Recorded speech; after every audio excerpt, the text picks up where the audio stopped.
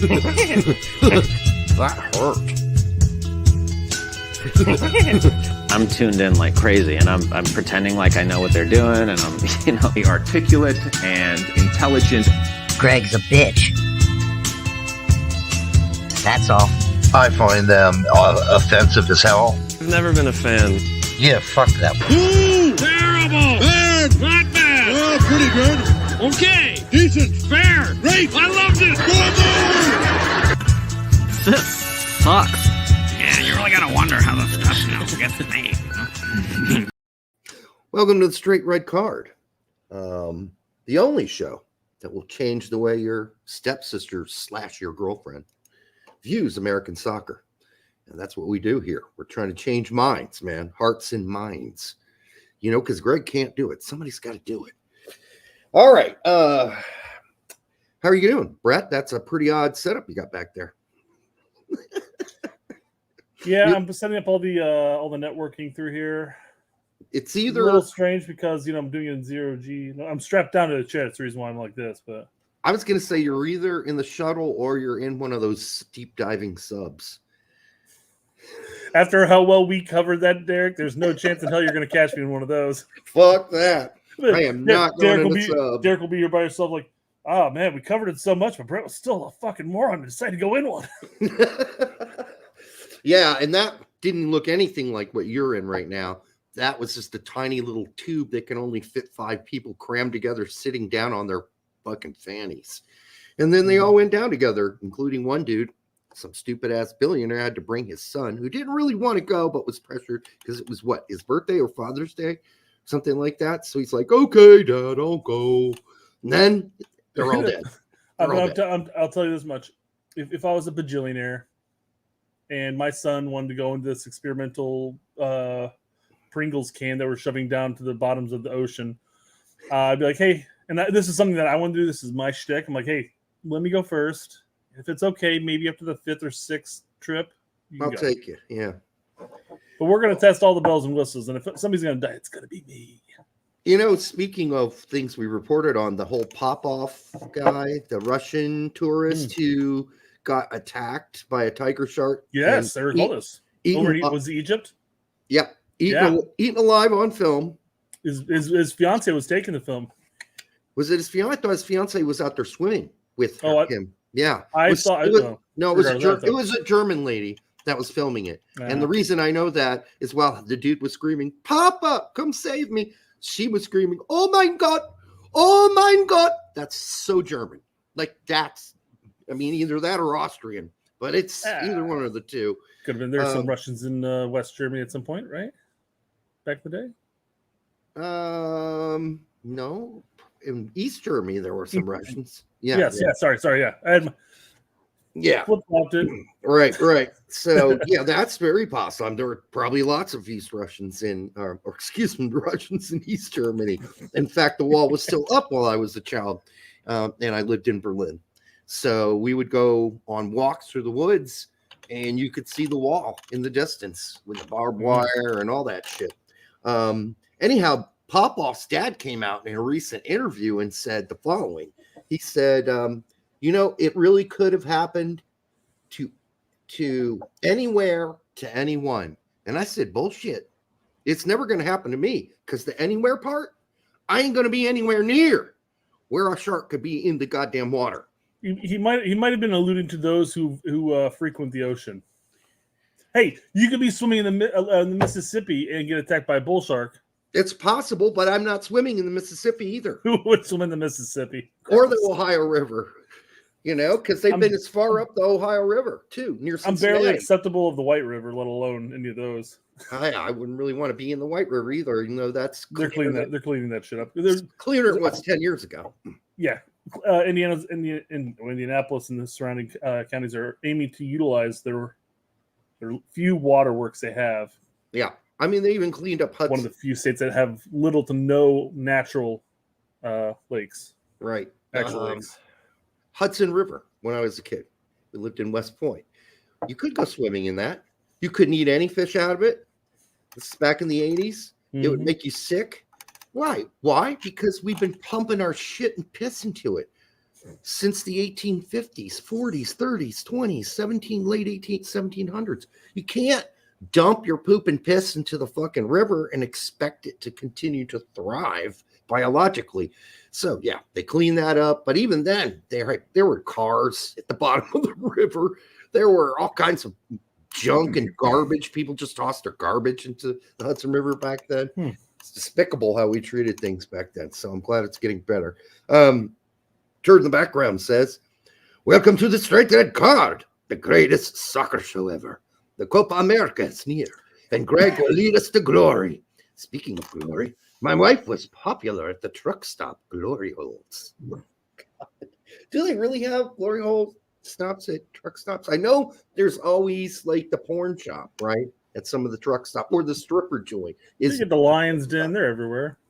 Like the one in like on 37 and 465 where they meet, like just north of that is a big trucker stop and a hotel. And then just to the left side is a stripper place, of course. 37 and 465?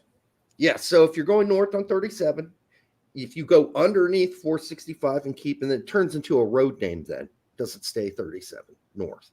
Then you will see a gas station on the right, then a truck stop, then a truck hotel, and then a trucker parking spot. And on the left is a stripper club. I don't know if it still exists, but Wait, I mean, are you talking about a South Side 37?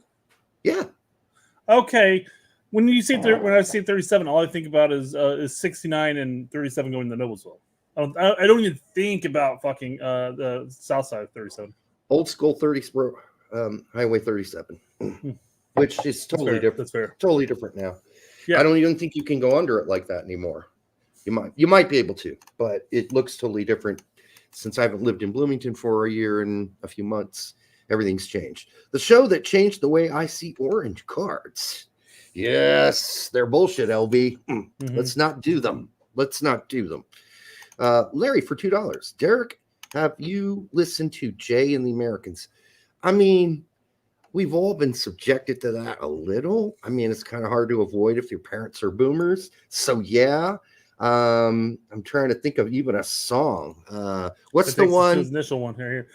I'm gonna get wild if Derek doesn't sing Jay and the Americans. I don't really know. I know a song, but I can't remember how it goes. It's like come a little closer. And I do know this. The song's about a guy that goes to a bar, and then there's this. I believe he's in Mexico, and he sees this hottie, and they're kind of exchanging eyes, and then somebody warns him that her boyfriend Jose is going to be here soon to kick his ass. But he's like, I wanted to leave. I got to leave, but I can't leave because she keeps telling me to come a little closer.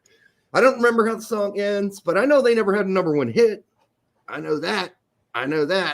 And I think my parents had maybe a single of theirs in their little, the little record things. Albert, for $5.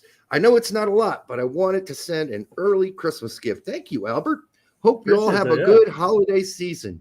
Yeah, it is so far. Holiday season started great. My parents are leaving for Florida here December 8th. So party at Derek's parents' house. Woo! No, they don't hand over the keys to me. Although they could. I could take care of the house, but I suspect they probably, from all my years of partying, they're like, maybe he might still pull that off. He might have a party here if we leave it in the keys. No. You don't know the combination to their garage door? No, but I do have a key. I could get in. But what's the point? They turn everything off when they leave. They have everything turned off. Just call back for electricity. Who cares about the heat? What you need for one day? Hey, we just want the electricity for one day. Come on, make it happen. They keep the heat because they have that set. They don't want their pipes to freeze. But other than that, they'll come back and be like, Derek, you have your own house, your own apartment. What the fuck, man? Sweet. Why are you waiting until we leave to throw a party here? I don't know. So sorry, I can't sing any of those songs because I don't know them. I think they had another somewhat hit, Jay and the Americans. What a weird name for a band. And I think they were American at least. So happy holidays to you, Albert. Thanks for the $5. Thanks to Larry for the $2. Let's see. what should I talk about here? Oh, don't talk about anything, actually. Okay. I want you to stop talking. I want you to cover your screen. All right. I know what this means. Yeah.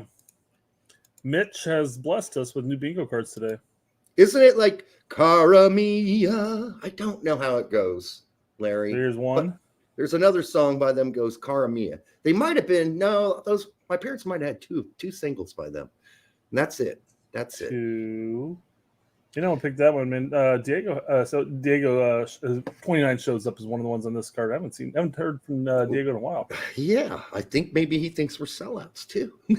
No, I know he doesn't. he's just off. He's off talking about his own things and Doing his own thing. I feel like only a few of them are really soccer related for me to comment on. So, again, I mentioned it just like with Tact and Pete.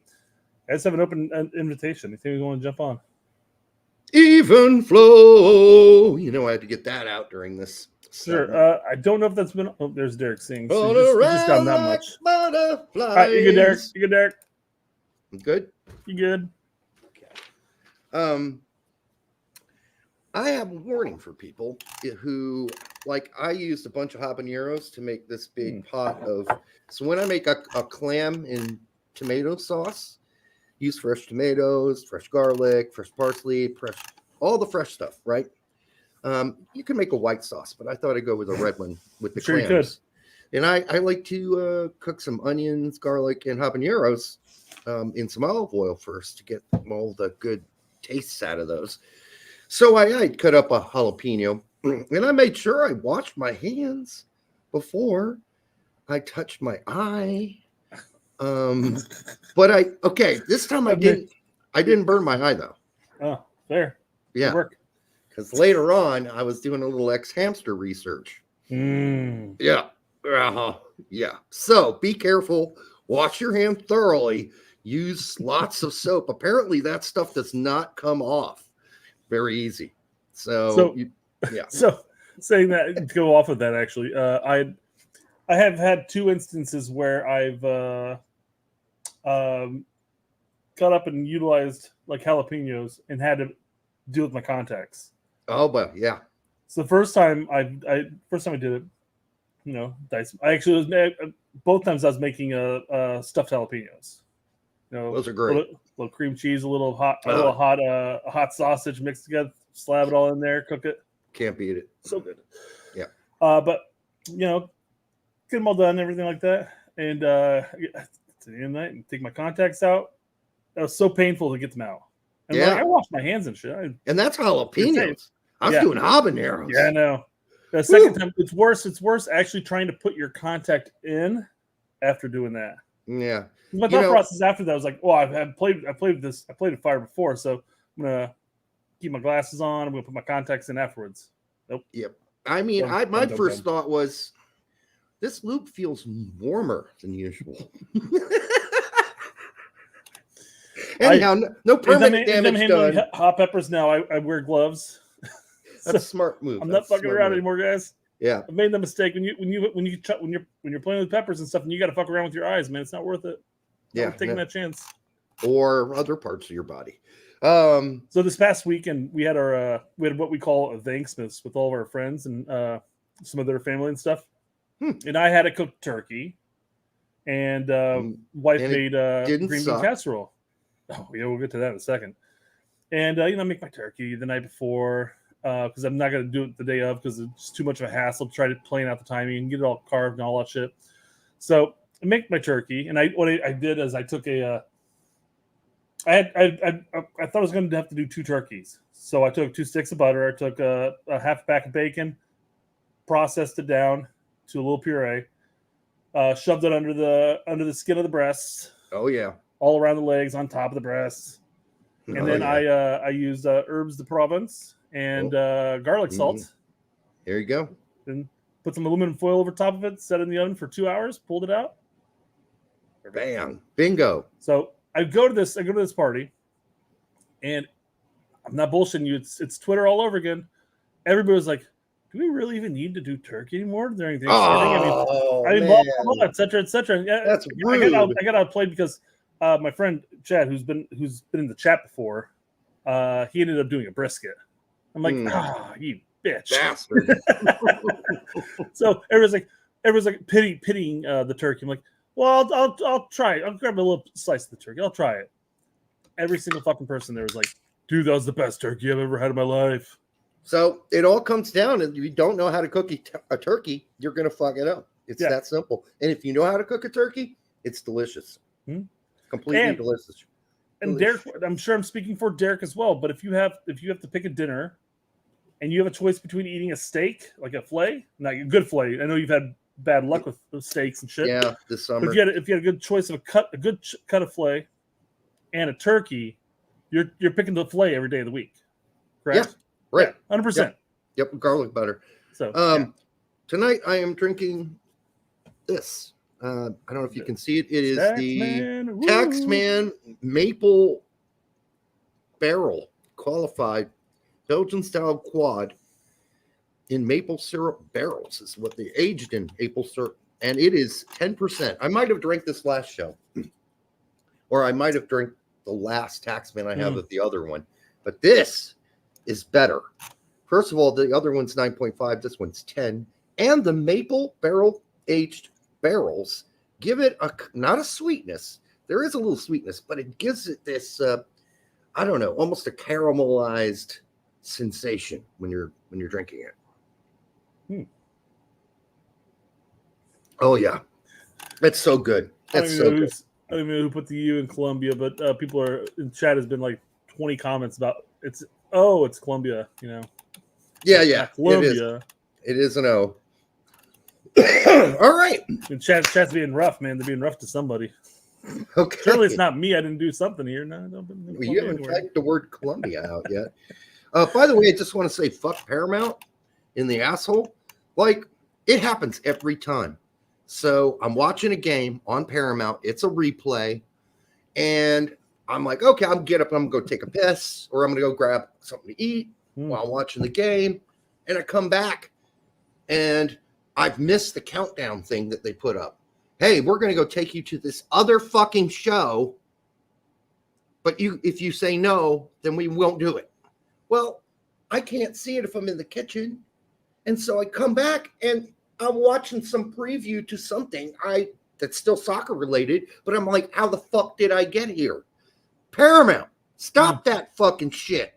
Stop the countdowns. I picked the show. I'm watching it. Obviously, yes, that's what I want to watch. I don't want to watch what you want me to watch. I want to watch what I watch, what I want to watch. So stop that shit. It's annoying. Annoying little transition moments that there's a countdown. Oh, my God. All right. So where do you want to start today? I say we start with the some arrogance. Typical arrogance coming from England. This is an article you sent my way. Okay. And they, a lot of times they look at, us Americans and like, they're idiots, they're dumb. They're just, Yeah, but I don't country folk hicks. These people were not English. Or they might be English citizens. That's a great point. I guess I just assumed, given the context of where it came from. No, I believe they were from a province in China somewhere. They're immigrants.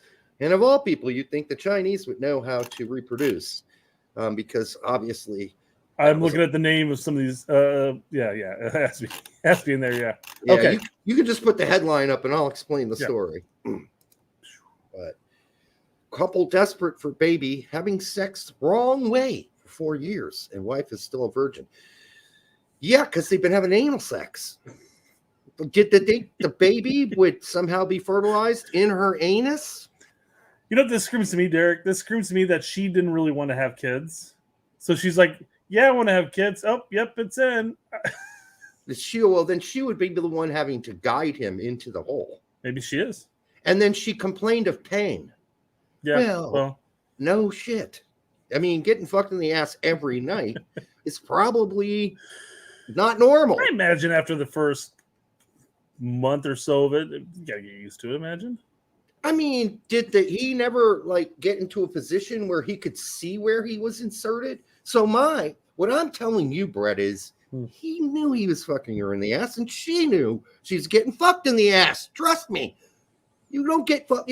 People don't stick things in your ass, and you're like, oh, Jesus, that feels like something's in my vagina. No, these idiots didn't know babies came from vaginas. They thought babies come from the asshole.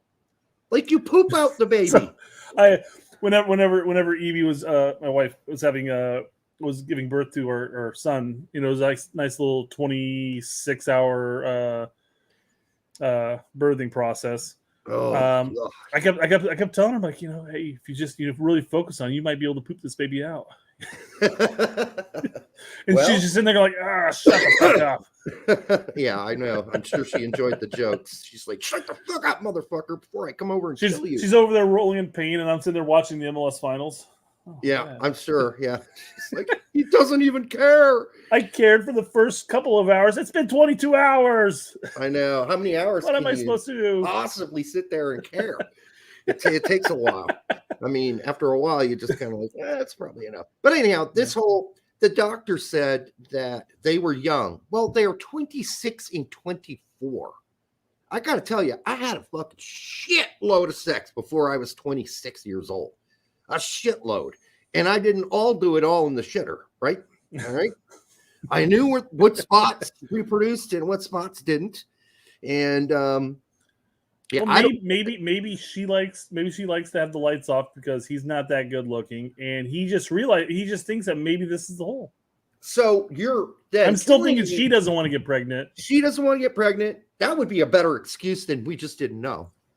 100%. There's no way she doesn't know. Come on. I mean, you got to be kidding me. And she's still a virgin. And then the doctor goes and tells the husband, oh, by the way, she's still a virgin. What? I mean, something funky's going on here. The husband who wanted to have a kid went from being pissed to being, oh, okay. I mean, I'm sure he was a little surprised, but I mean, I guess if he's never had sex before himself, he wouldn't know that there's a different feeling between the two. One hole feels a little different than the other hole. They're not the same experience. One is considerably tighter than the other, for instance. One's a little warmer than the other, for instance. I know that's probably too much detail, but what I'm getting at is if he'd had real sex before in the vagina, he would have known that doesn't feel like a vagina. That feels better than a vagina. No, that's not what he would say, but he might say that. It's very possible. This feels even better than a vagina.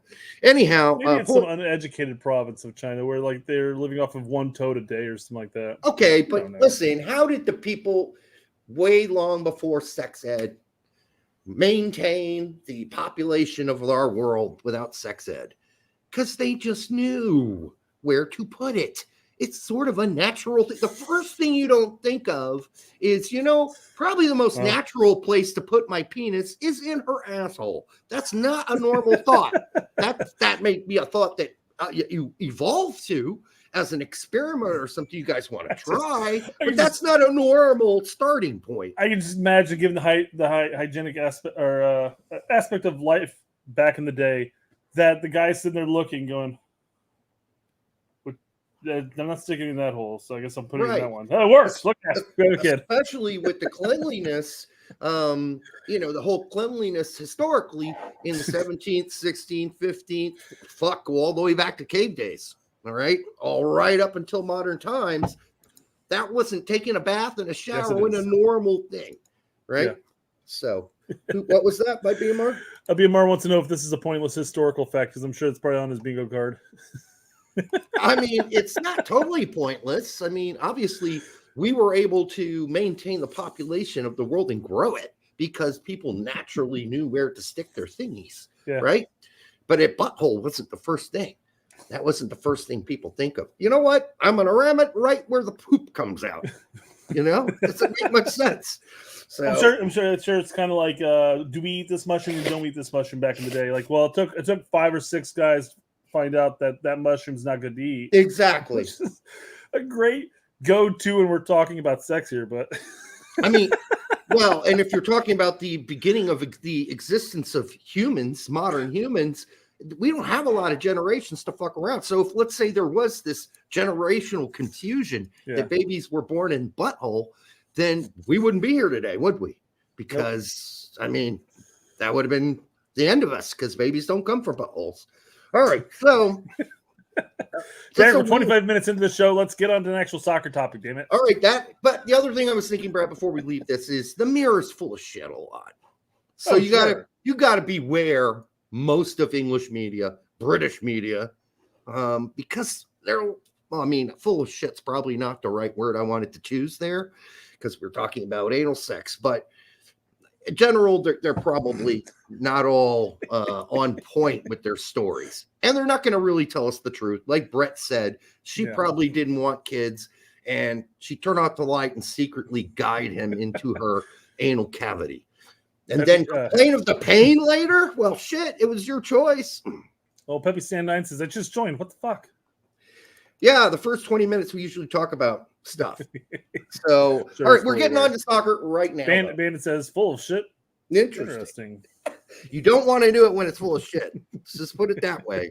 You want to wait till you might want to even ask. I know, because if that's something you're looking forward to that evening, just check. Make sure she's cool with that.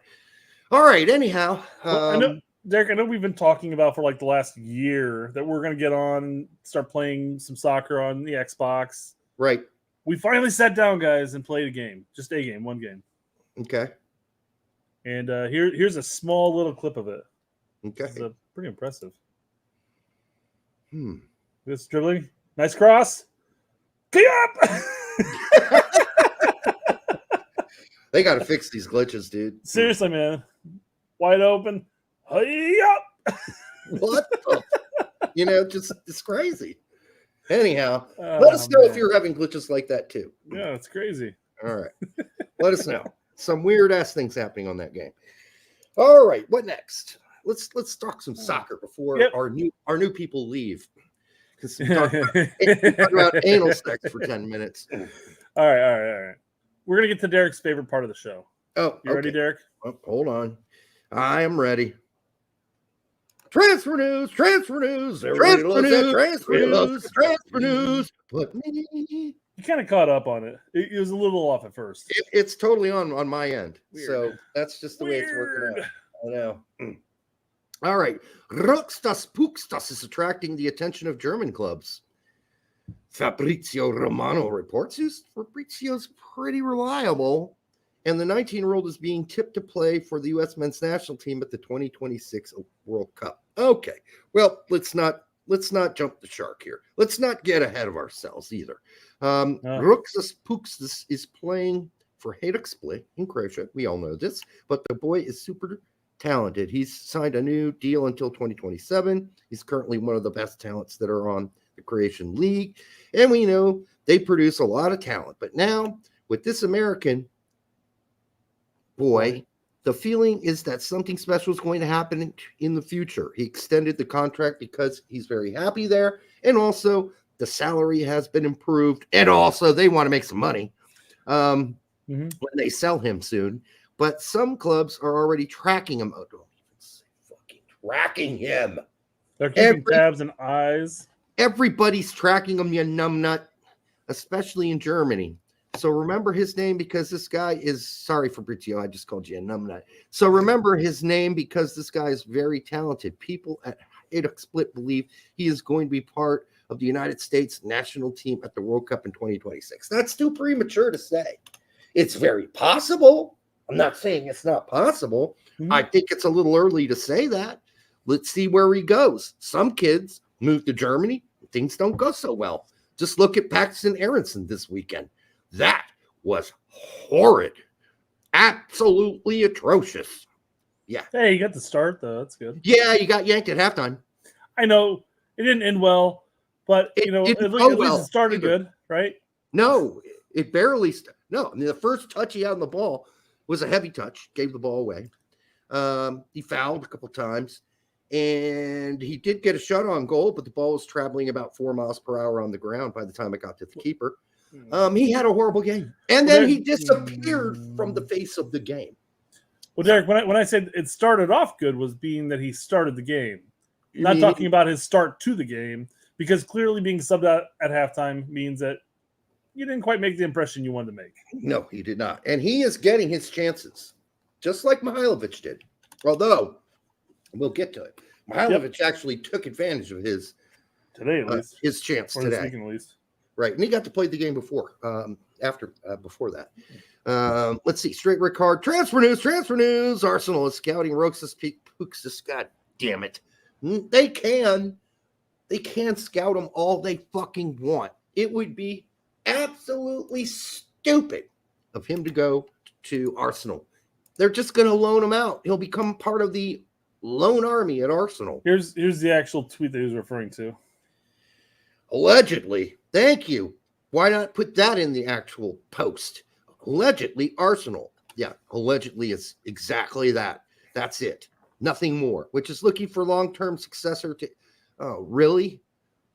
Emil Smith-Rowe will send a scouting team for Hajduk Split's 19-year-old flash talent, Roxas Puxis, in the Gorica match this weekend.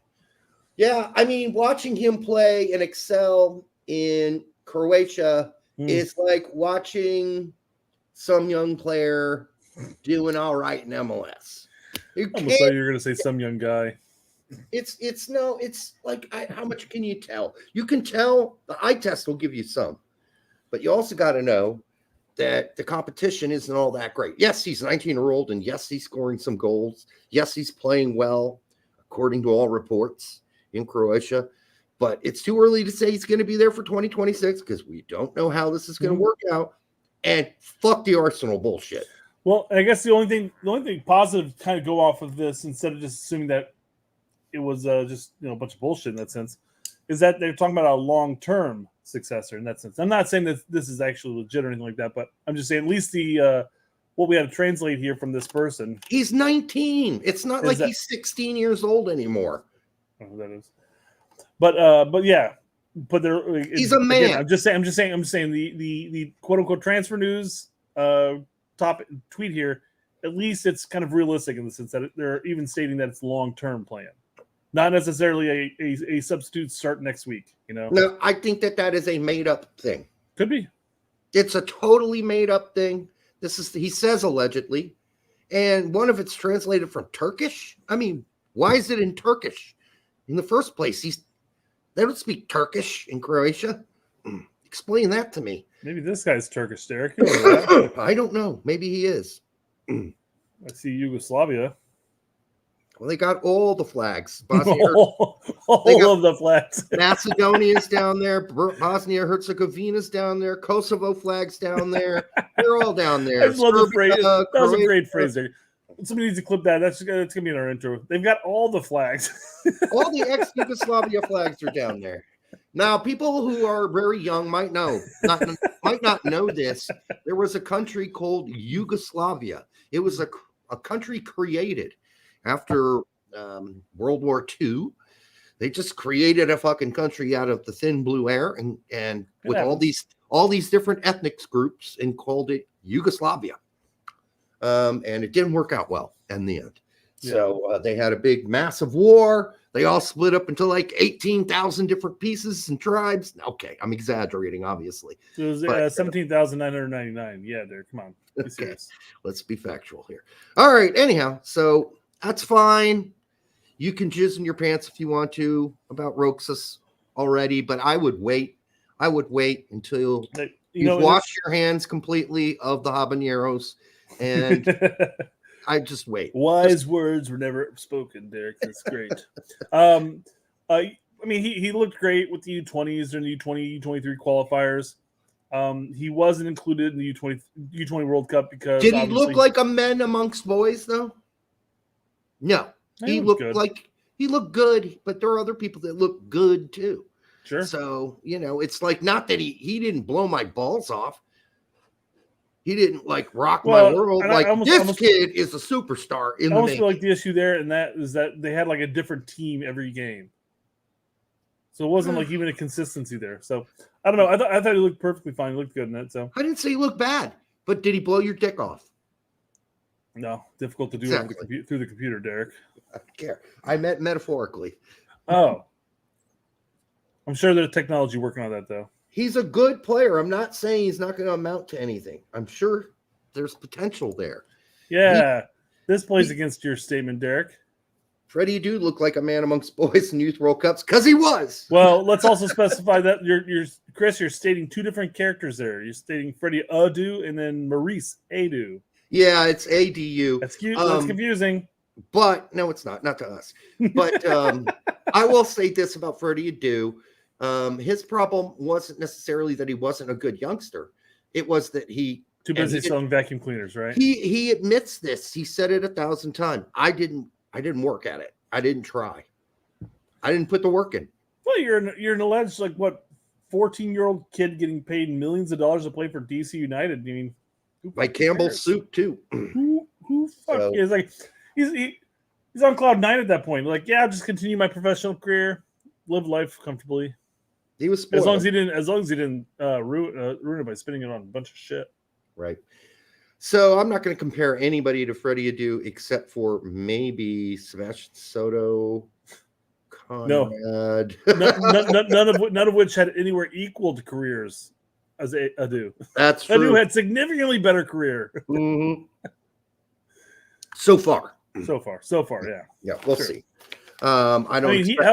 Freddie actually went to Portugal and played for Benfica for a couple games. That's more than either of those players can say. Yeah, literally a couple. Yeah, that was like, hey, we just spent millions on this kid. Can we let him play a little? That's from the management. And the coach is like, he's not good enough. Well, play him anyhow, which is what I kind of might suspect is happening with Mihailovic, since they spent at AZ, they spent $6 million for this kid, which is a lot of money for them. And he hasn't got to play at all. I think the manager got a little knock on the door. And it was management. They said, listen, we're about to lose a shit ton of money.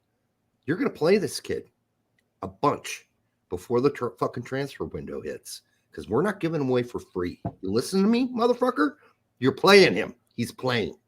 You can start him off the bench with this first game. The second game, I want to see him start. I almost imagine that conversation happening. Given his trajectory upwards, maybe that was the problem all along, though, because his last couple games, including this weekend's, has been pretty good. He had his moments. I will say this though, Brett. He disappears for eons. And then, we saw that in the Gold Cup. He was good in one game and then disappeared for 2 more. And it's he doesn't show for the ball enough. That's the thing. And maybe he's not supposed to in the system, whatever system they're playing. He's supposed to be in areas and he knows where he's supposed to be. So he doesn't want to show for the ball. But God, man, you're playing center attacking midfielder. Your job is to show for the ball and start the attack. And when he got the touches, he looked good, but he didn't get many touches. That's a problem about that whole fucking game for him. And demand the fucking ball, dude. Have some ball sack. Shit. We've already talked about it enough. Let me just go and pull it up real quick. Great to see Mihailovic getting back to his best. Calabrese and number CF97 Chicago Fire about to take an L. I think Curtis is basically saying that Mihailovic is probably going to be staying in Europe now. No, there's which counters what you were saying earlier. Yeah, I don't think he. Listen, what they're trying to do is not lose money right now, so they're going to play him right up until the winter transfer window. He's going to get some minutes. It's gonna be the same playbook that Dortmund are gonna do with Reyna before too long. I don't know if Terzic would listen to that. I mean, you would think if Dortmund management's already, they've already leaked their disappointment with the way Terzic is using Reyna to the press and to the media and to Build. That's already been published, and so he knows management is leaking shit behind his back, saying, "Hey, this is pissing us off.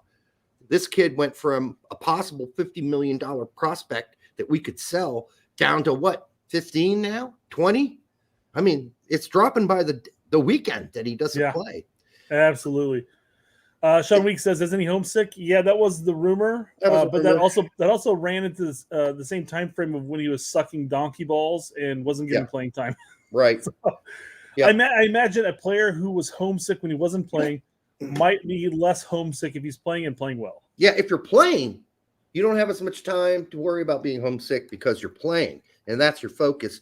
But let's be honest, they gave him playing time when he got there, and he was poor. Or actually, it was like a couple of games, but he wasn't poor. Well, he played way more than a couple games. He got a lot of time. He even got a lot of time off the bench too.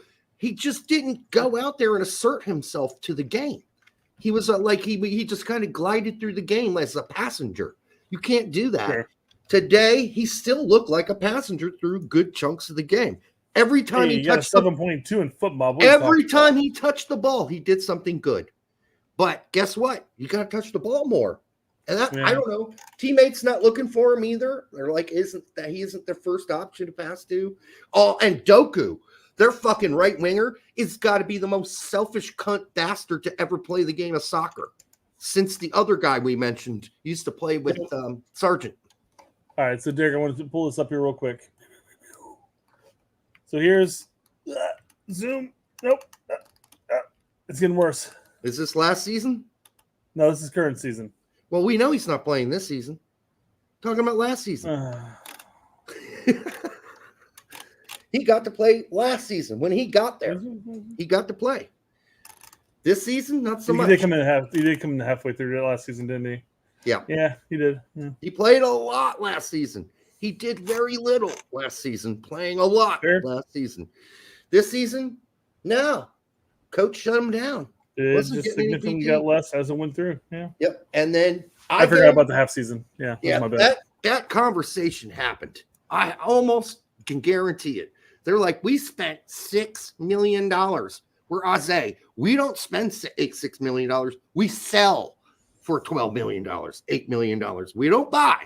So here we made this major investment in this kid, and we were thinking, okay, we buy him for 6, we'll sell him for 12. Well, they're not going to sell him for 12. They're not going to sell him for 4. They're not going to sell him for 3 at this point. They're not going to sell him for 2. So, yeah, this has to be. And then Gold Cup. Thank you, Fumar. Not good. Not well, good. I think this plays into 2 things because as I was just made aware and reminded, he did play a half a season last season.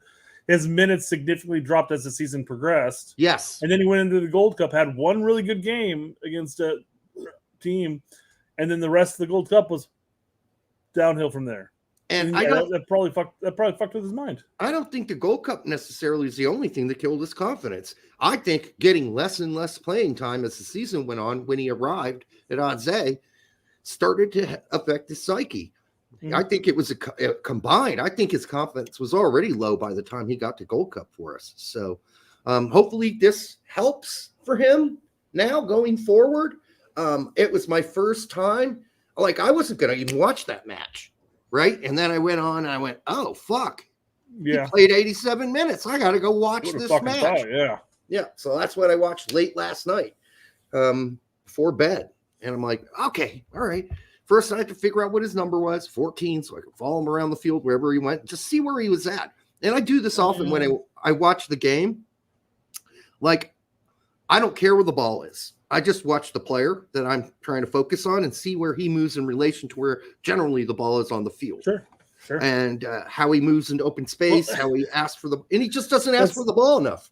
It's funny because the rest of the world looks at how Americans view their Yanks abroad in a very like puzzled query, like, what?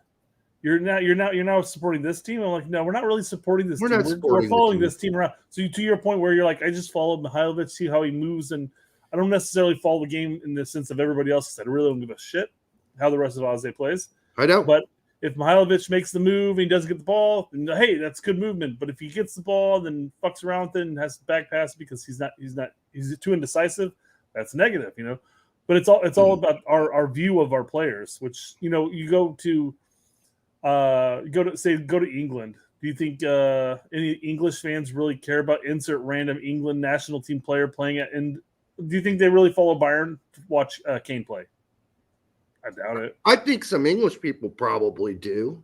They may catch it, but I doubt that they really follow them to the extent that we follow all of our Yanks. No, I mean, as has been pointed out, this is uniquely American. Our obsession with Americans abroad is uniquely American. Although I have heard the same sort of fanaticism following players abroad happens in Korea and Japan and other countries. outside of Europe, I think that's very common. Yes, that mentality. But it was something that a lot of people, especially on Twitter, who are in Europe, tend to point out that the mentality of Americans when it comes to this type of thing. Like, But it's not like everybody. I feel like everybody who's not in like the top 5 leagues think this. the Aussies follow their fucking Aussies abroad. I mean, like Brazilians crazy. follow Brazilians abroad. I mean, imagine that's gotta be a thing, right? I'm not as sure about that. I'd have to ask Tack.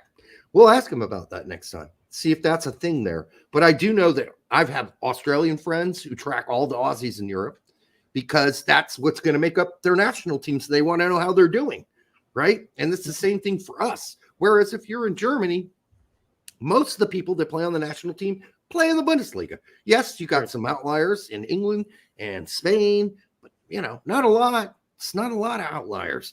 The bulk of the team's going to be playing in the domestic league, but you're rooting for your domestic team, and they're not obsessed with that shit.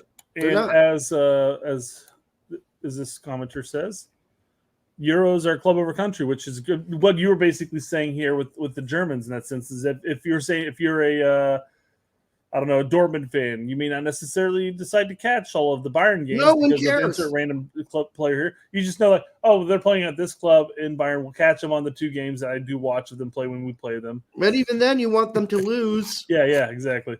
So we have this obsession because we have a domestic league that only now provides 1 player to our national team, and B, to be the best, you got to play against the best, and that means go play in Europe. Brazil has so many players abroad, it's probably not even possible. That's so true, BMR. It'd be like thousands. Literally thousands. There's some Brazilian on YouTube going like, why do we even cover this player like we do with Soto? Like, oh, why do we even cover this player? He doesn't get any playing time, or maybe he plays for this shitty team in Belgium. Well, the Soto thing's a joke, people. I know, we do it because we're yanking his chain, not him personally, but I mean, it's really sad for a kid who had all the opportunities in life that he had, that he's managed to blow them all to smithereens. So let's hope he can turn that around. That's the thing when we talk about hyped players in Europe, all these young players that are in like the U18s, whatever, U21s or whatever, certain clubs, and people are like, oh my God, this is going to be the next best thing. But it happens more often than not. Most of those players end up failing or falling to like significantly lesser leagues than MLS. Right. Listen, that's majority of them will. So don't get overhyped by any young players. I learned my lesson. With Slalom, right? Well, as we just talked about Pukstis over in Croatia. Right. Like, give him time to develop. Let's see what he can do. He's a young talent. Never said he was bad. He was good. Let's see what he can do moving forward. Slalom's the only time, and to my defense, it was injuries that made him, and even he's said it, I've never recovered from my injuries. Yeah. I every time I cut on the field, I'm afraid. Man. Yep. No shit, especially when you're that type of a player. If you're, say, a center back, that's one thing. But I mean, if you're a player that's meant to cut, quick cuts. That was his whole game. That's gonna fuck you up, man. Yep. And he said it did fuck him up. So I don't know if he's getting better, but I do know he's playing in the 2nd division in Holland. So not so good, is it? Enough to play part of the double pivot on his team in the 2nd division in Holland, but probably never going to be a better player than that again. And not the CAM projected attacking force that Slalom was going to be. Now he's only good enough to be a holding mid. I mean, that's a box-to-box mid. All right. Are England set to lose another highly rated young talent to the USA? Nazar Kinsella reports that ex-Chelsea and Aston Villa youngster Declan Firth, now at Valencia, will follow the likes of Yunus Musa and Florin Balogun in switching allegiance. Okay. It's possible, I suppose. Now, are you familiar with the works of Declan Firth? Firth? Are you on Transfer Market right now? I will be in a second, yes. Let's do it. Let's look up how much he's played for Valencia, because I don't remember it being that much. At all. Yeah. He's played with their U21s or their 2nd team or whatever. Thank you. Okay, too easy. It's too early, too early to break out the fucking Vaseline here, folks. Derek, he's 21. He's 21 and playing on the fucking 2 team. Give me a fucking break. We're gonna spooge all over the room for this guy. All right, it's too early, people. Let's see how he goes. If he were 16 or 17 playing on the 2 team, I might go, okay, there's hope. But 21, he's a grown ass man, and he's playing on Valencia too. Well, So- he's 21. And God, he's not in the squad for half the games. Hey, but it's a positive trajectory. Look at that. Last 4 games he's been playing. It's been increasing every match. Look at that. Every match it's increasing. Every match. It's time to jizz in your pants. No, it isn't. Yes, Lincoln exactly, News in the 4th DMR. year. I mean, it's not even Segunda we're talking about here. So- We're not even talking Segunda? Segunda? Playoffs. Yeah, We're playoffs. talking about playoffs. We're talking about the 4th fucking tier, and he can barely start. He's Dude. 21 going on 22 years old. What the first are you interested in? There are a lot of people on Twitter that anytime you bring up a Julian Green goal, like he scored this past weekend, if you bring up a goal, people are like, we really need to stop following these second division Bundesliga players. I'm like, but then when we start blowing our loads over But this is a 21-year-old that's on. on Segunda B. Valencia B. Let me rephrase that. And look I how many don't know the games, player. I don't know the player. I don't know how good he is or anything like that. I can only go off of what I'm looking at the screen right now. look how many games he played for Chelsea's U23s. 5. And then he went and busted a load and played 24 games and scored all these goals and got all these assists for Aston Villa. And Aston Villa's like, yeah, but you're still we don't need you. Go ahead, go to Valencia. Bye-bye. See ya. So I don't know. I'm not about to nut in my drawers about Declan Firth. Well, not only that, but he got all those goals and stuff with Aston Villa, but then he was without a club. I mean, was that just a He got cut, or was he wasn't re-signed? Well, yeah, his youth contract or whatever wasn't re-signed? I mean, we're not talking about a 17-year-old kid, people. Who was that posted that? Oh, I've already gotten rid of it. Man, that guy must nut in his pants at the slightest wind, the slightest breeze.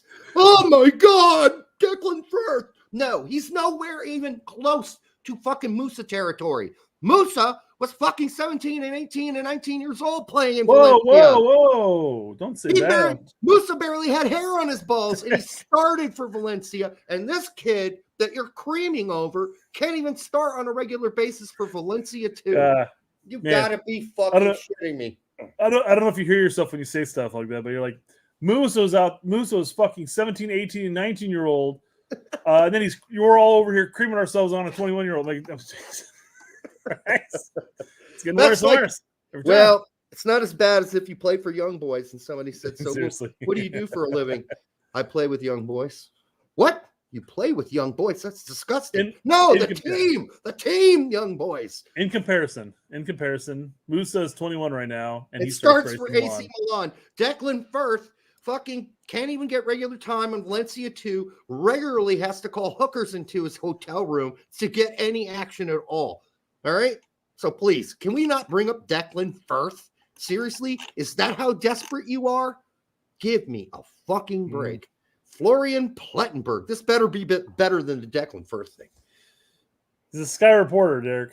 It might not be that. Here's see. Nathaniel Brown, the 20-year-old top talent from Nuremberg, is on the verge to join Eintracht Frankfurt, I'm sure, in the summer. There are more than one Eintrachts, Florian. You should know that since you're in German. There's Eintracht Braunschweiger. There's Eintracht Frankfurt. There's other Eintrachts. There's not just one. Well, he just put the ad, so that's what the ad is. Let's see who the ad is. It's Frankfurt. There you go. Okay.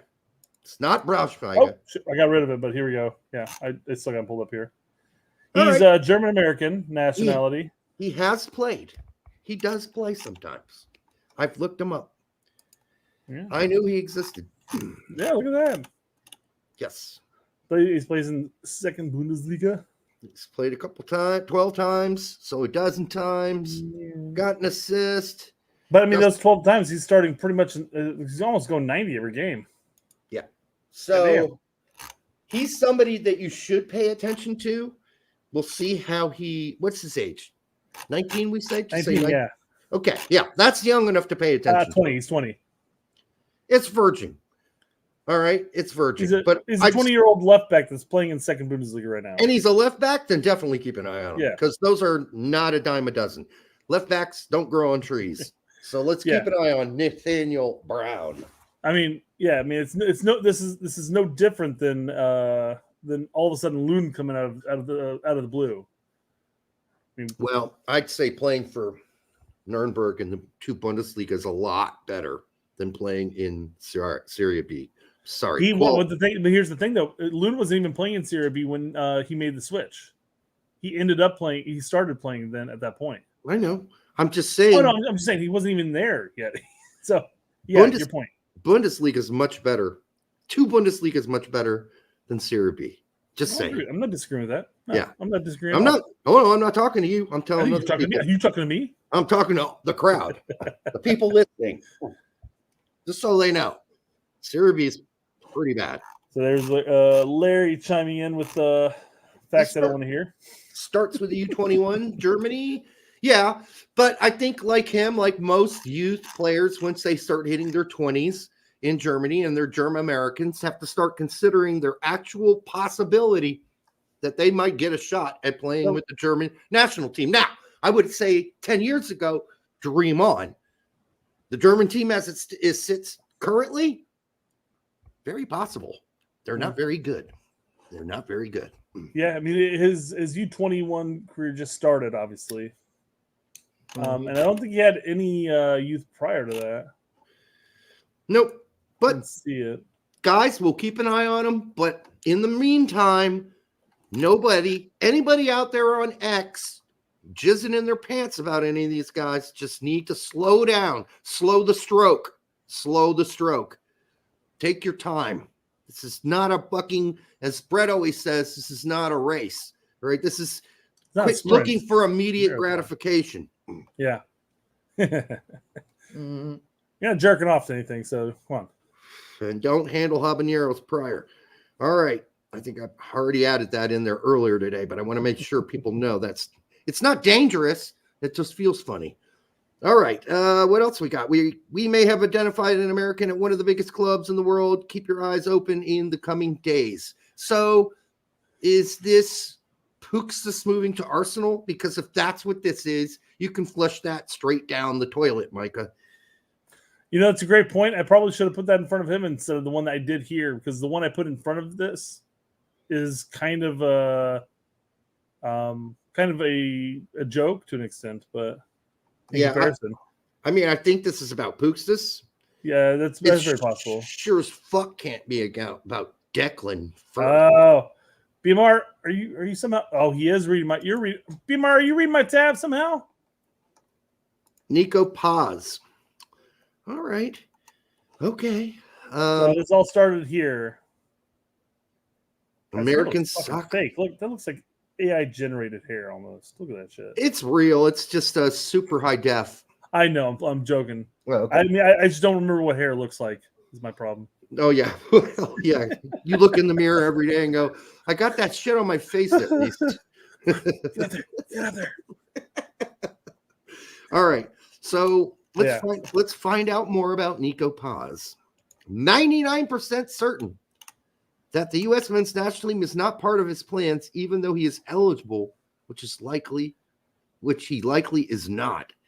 Well, then why are we talking about him? This is like talking about. Well, that's because this person did this. That always starts. It's a snowball downhill on Twitter. It was like Jeremy Toljan back in big soccer days when he was a youth player.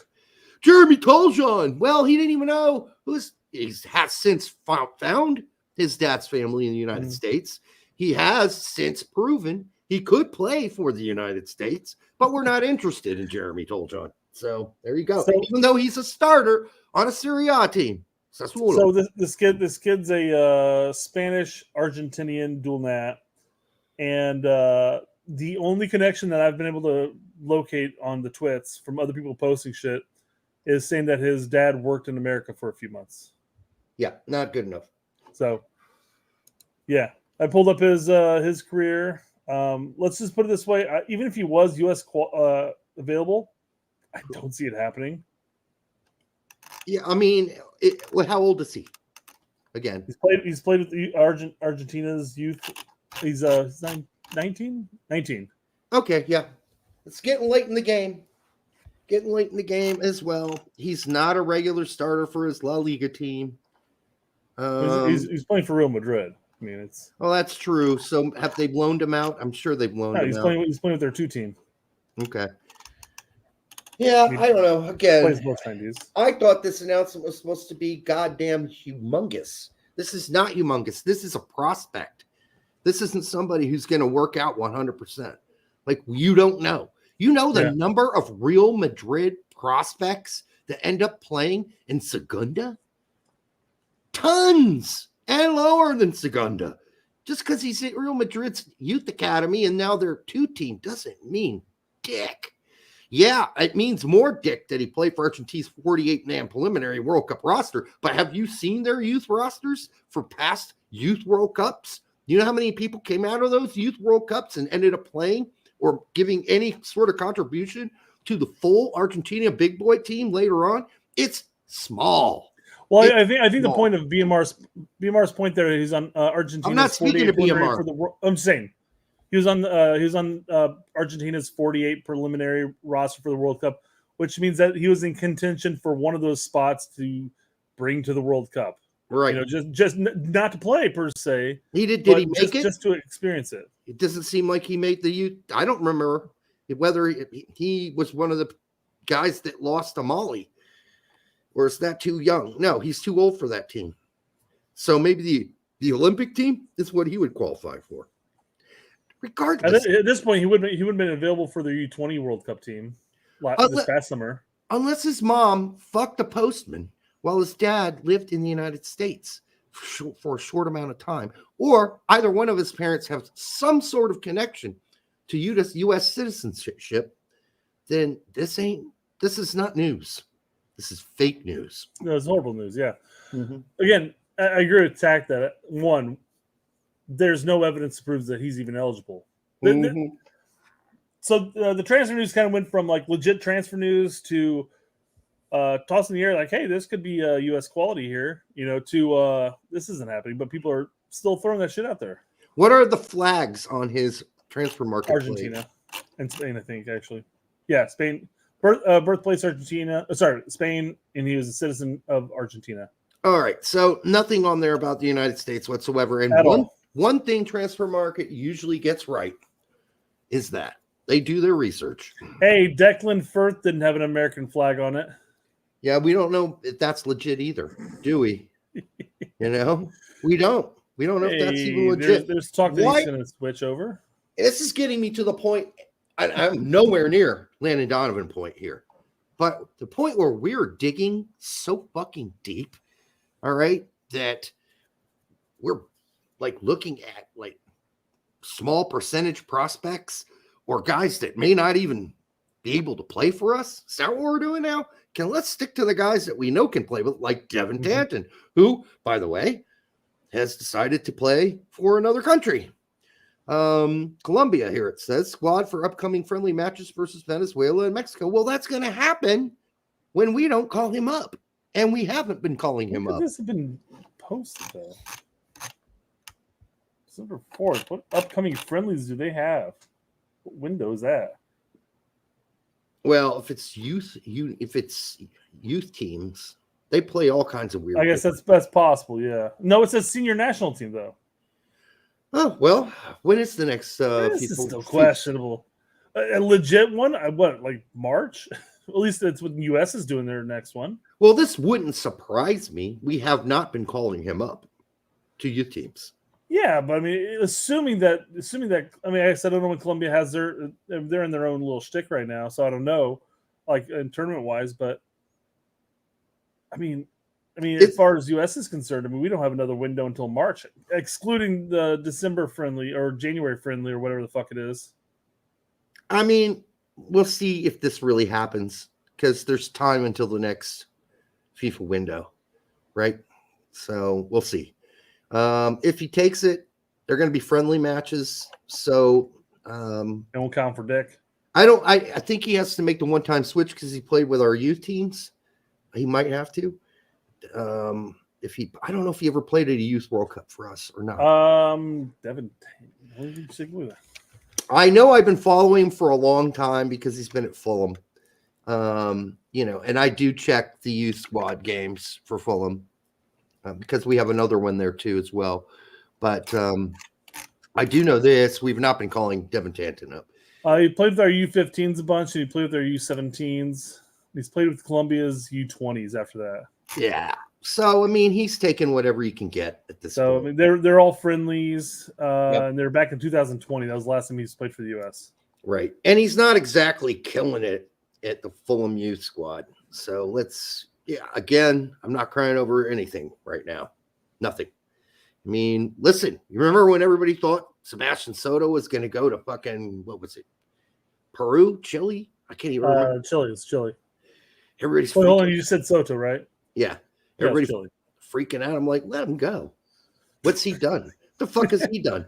No. Remember when he scored those like 4 goals in that Youth World Cup for us? Congratulations. He couldn't get any playing time wherever he's gone since. Hanover hated his guts. I think the coach said he had the worst attitude of any youth player he's ever seen. All right. Okay, let's see what else I got here. So I guess we're branching off into some of the Yanks abroad. We already covered Mihailovic. That was one of mine. Guys, I've got a list of a couple players I wanted to bring up. Okay. And then Derek's gonna go down through the rest of the list after that, and then we'll branch off into the Copa. Sound good? Yeah. We'll keep this under 3 hours. Guarantee it. Let's keep it under 2. Well, we can try it. It's an hour. We have an hour left to go. Let's do the usual 2-hour show. Let's get back to that. All right. The 3-hour show. I couldn't believe it last time we were looking at like 3 hours and 15 minutes. They were not supposed to be that long. I know. I'm like, we're fucking morons. BMR doesn't believe us. Yeah, What? I don't believe us either. Well, we'll see. All right, what do we got? So let's talk about the PSV game. Okay. So you go ahead and talk. I'll bring up the player I want to bring up in a second. Okay. Well, Des had a really good 90 minutes, and then apparently he grabbed the American flag or something. I don't know. That's what I heard. USA. Yeah. Tillman got 30, and again, this is a win against Feyenoord. So it's their main competition for the championship there in Holland. Big win. Yep. So this is a big game, and Des played a very big role. There are no goals, no assists from anybody, but Tillman, sometimes he looks a little lost. But I guess coming off the bench is not easy for everybody. Not everybody does that well. He's done it well at times this season, that's for sure. Sometimes people overcompensate, right? They come in and all of a sudden they feel like they have to kind of jump into and make a difference immediately rather than just getting into the flow of things. Yeah.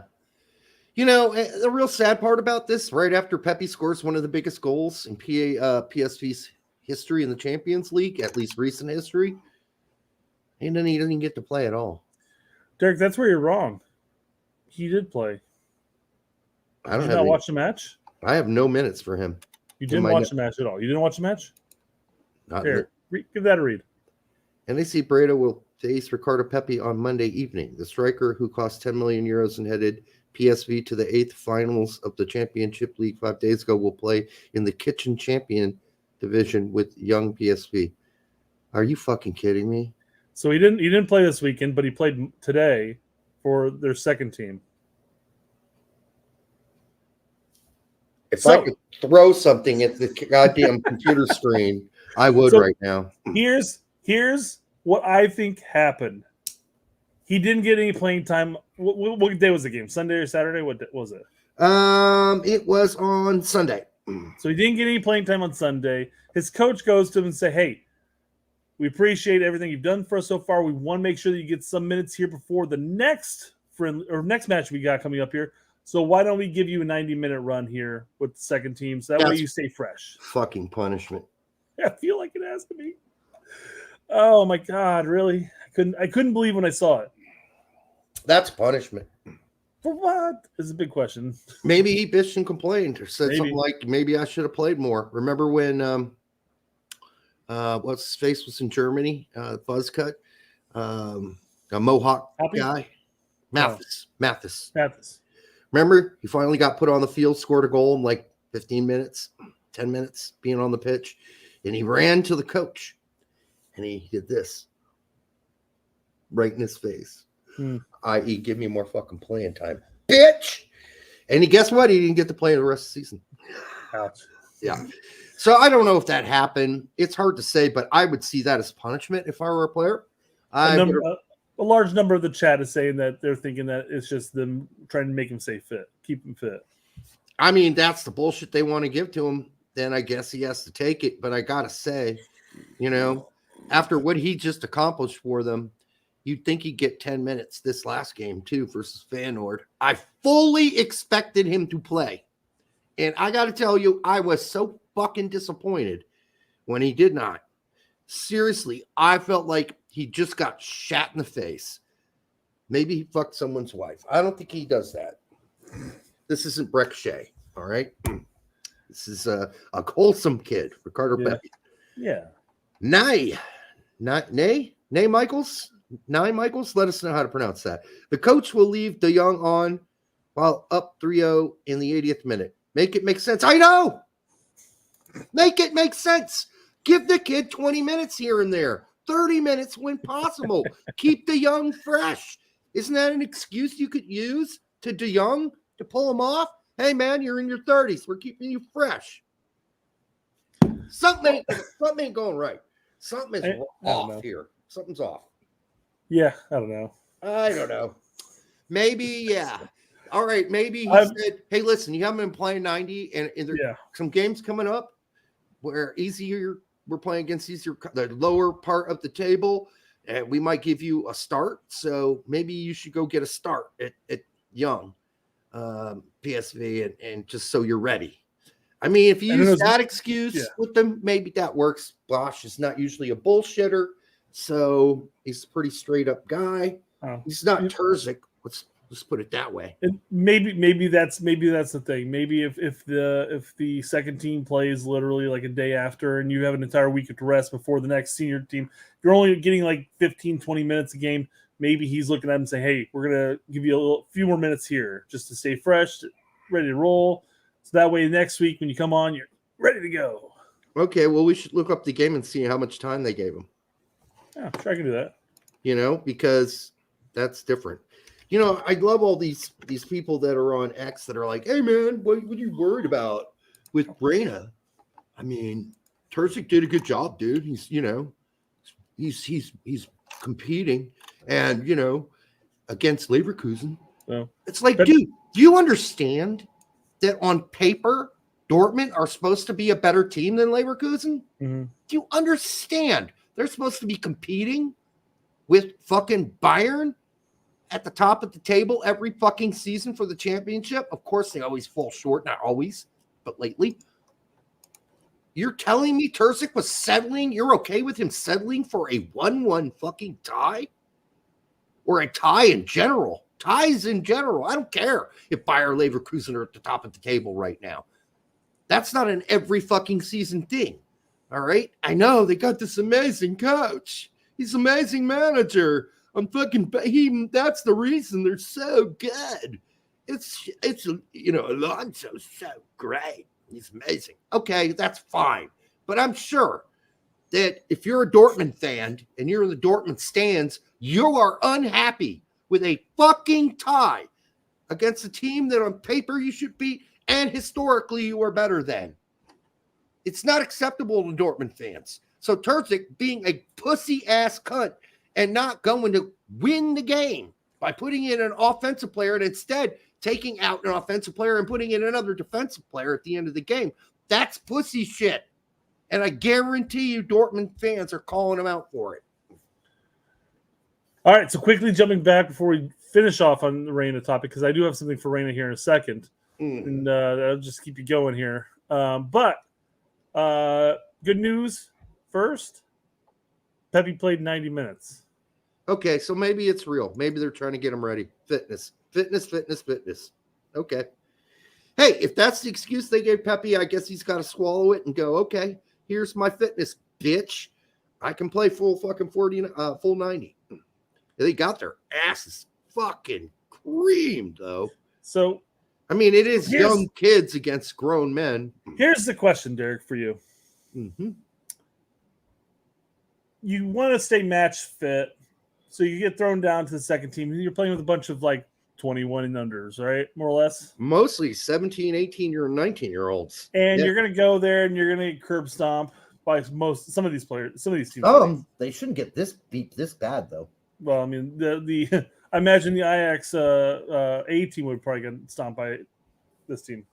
But Come my on. point being is, would it have been just as efficient to get a conditioning coach and say, "Hey, Pepe, we're going to have you run, 4 miles a day instead Yes. under this time," and then Not a day, but like every 3 days. I can run 4 miles every day. Yeah, but every 3 days is fun because that's what you play. And as long as you're fit every 3 days, then you're fine. Yeah. So I don't think that this was necessary.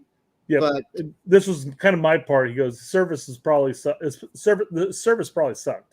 and that's my Well, point. you got a bunch of Basically- teenagers playing against young, old men. Yes.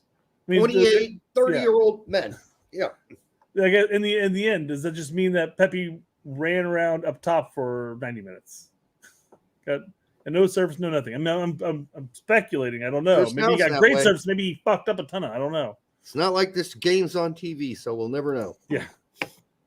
All right. So I'm glad we figured that out. All right. all right. So What since we started talking about Reyna, let's continue on that conversation. All right. I don't have much more to say. Everybody's really getting into your Leverkusen comment. Hey, most of I think it was B. Mara said most of Leverkusen would start for Dortmund at this point. Man, I guess. But, I mean, at the beginning of the year, on paper, Dortmund have some goddamn great fucking players. Okay, there's some old ones on there, especially playing center back. But, there's some great players on that Dortmund team. There's no doubt about it. So, I get Royce is a club legend, but come on, time to pass the torch. Let's put something to bed. So here's a scouting report comparison between Gio and Marco. Yeah, it looks like Gio's a lot better in almost all of them. Yeah. So, But they're not going to put it to bed. You guys got to understand. Like, I think under another manager, this Dortmund team is deadly. They are effective. Terzic is a fucking piece of conservative. He's a bitch. Alonso is a better manager than Terzic by a goddamn country mile. There is no doubt about that.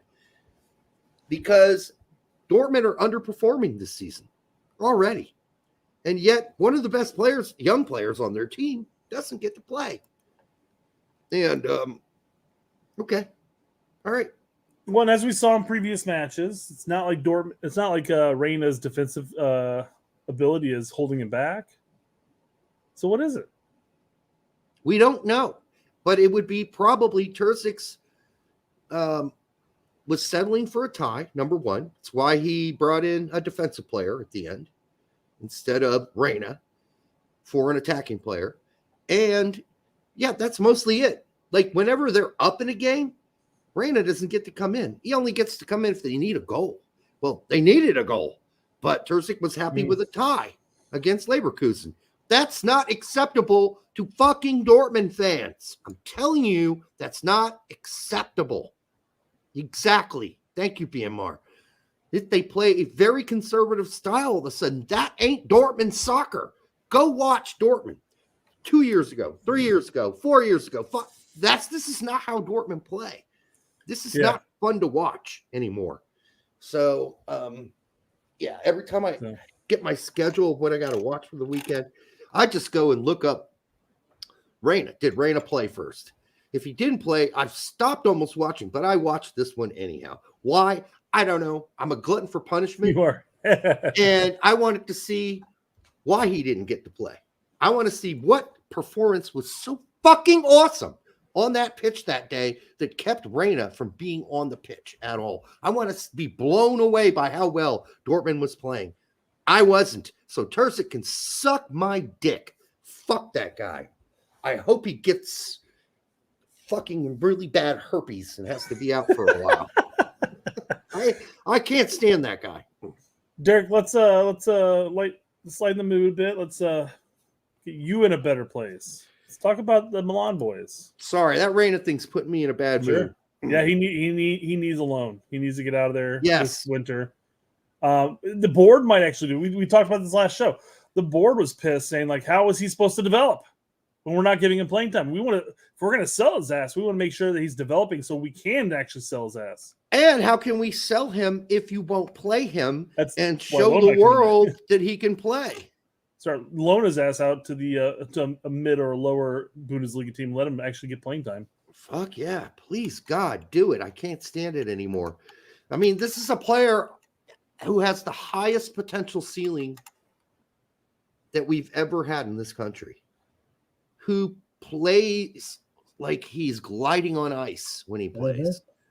The smoothest operator we've ever had. Rarely see him get dispossessed, too, even in Bundesliga. Rarely. Yes. Rarely makes a bad decision. And how is he a hindrance to your team, who sucked, by the way? They were awful against Leverkusen. They were lucky to get a 1-1 tie. And you could have been on the upper hand instead of being attacked all game. Anyhow. All right. Untouchables 96. I'm sorry. I was laughing at that because that's the same argument I make when people make the argument that Berhalter was right to park the bus against Iran and et cetera, et cetera, et cetera. Like, no, you put somebody in there that can control the game rather than parking your ass. Right. You control the possession. Fuck the parking. Yeah. Untouchables 96. Worried Milan may prefer. Did he spell that right? Okwesi over Pulisic at some point? You mean Chukwueze? Chukwueze? I think that's who he means, obviously. No, I don't think so. I'm sorry. Did you watch that last match, Untouchables 96? Or any match? I mean, I get it. Well, you can't say any match because he doesn't play that much. Chukwueze's been playing recently, and he scored a goal, of course, so happy for him. But otherwise, he looks like a selfish player. He looks like a player who over-dribbles, who doesn't know when he's over his head, listen, I am not impressed by Chukwueze at all. At all. If you are, good for you. But Chukwueze, not impressive. Leao is the guy who's Pulisic's direct opposite for that left-hand side player. So when when he comes back, Pulisic will go back to the right wing. Yeah. But that's what I was going to say. Basically, both players, Leao and Pulisic, want the left. They both can't play the left. So what happens is Milan's been playing Pulisic on the right all season long, and rightly so. So you're not going to bench him, and rightly so. Pulisic is a much better player than Chukwueze. Yeah, Pulisic isn't selfish. He has not been over dribbling. He has not tried to be, go in over his head and be a superstar in situations when he doesn't need to do it. He just had a world-class goal, in my opinion. Chukwueze's goal was okay. It's great. And that was a couple games ago. Whatever. Got there. That's a possibility. Because they did talk about at the beginning of the season about Pulisic playing the 10. Yeah, I mean, it's possible. But apparently the current coach likes to play, what's his face at CAM? He's like a fucking... No. I'm trying to think of who plays directly in the middle. Loftus-Cheek tends to be more out. Well, I mean, he does play kind of one of the two spots that's more attacking, more of the box to box. But God, who is the other guy? Starts with an R, doesn't it? No, I think it starts with a B. Anyhow, he's like a fucking on defense. He's Rangers. It's Rangers, right? No, right? Okay, Rangers is the CAM. That's correct. Yeah. Okay, who's the other guy that plays in midfield though? That's like Musa. No, the other guy. Musa's Loftus-Cheek and Rangers, hasn't it? No, there's another guy that plays. He's like a fucking traffic cone. Anyhow, it doesn't matter. Don't they play it here? He's an Italian guy. Benisher's back. We'll see how that all works out. Yeah, we'll see how it works out. But Chukwueze, I mean, listen, if the manager thinks that Chukwueze's better than Pulisic, which there's obviously no on-field evidence for that, then he's smoking dope. No, I think it's any indication has been shown that Pulisic and Leao are the two go-tos. And when you're not going to have those two either due to injury or if you're going to push one to the center. Or the manager gets replaced and we start from scratch. And then Pulisic's going to have to start for his I was just to say, role. though, given his numbers, man, it's hard to replace him at that point. Is it? Yeah, he's probably just behind Giroud at this point. Aren't the expectations more for AC Milan fans this season? I know a lot of them are bitching and complaining that they're not. I've only heard good things from AC Milan fans. Are they fighting for the top of the table? No, they're fighting to stay in the top 4. That shouldn't be what AC Milan does. I think that's the lack of less Pulisic's issue more so than the rest of the team. Well, that's what I'm saying, but it's still the manager's issue. And if he leaves, you're starting over if you're Pulisic because you don't know who's coming in. That's fair. Who that guy prefers. Well, I would imagine that when the new manager comes in, that you're most likely going to, especially with your offensive attacks, you're going to play your guys who have been performing. I still think, no, mind you, Pulisic might have a couple of stinkers and all of a sudden get replaced. That's not what I'm saying, but. Well, he does tend to have an occasional stinker, but that bomb. So is Leao. What are you talking about? I know, but that bomb that he just put in, I mean, that was planned. All right. Like they talked about that. So when the keeper drops that bomb, 80-yarder, and Pulisic takes it down like it's no big problem, man. Right in stride. I mean, that's a thing of beauty. Well, I mean, yeah, you're looking at who's playing striker at the point. Was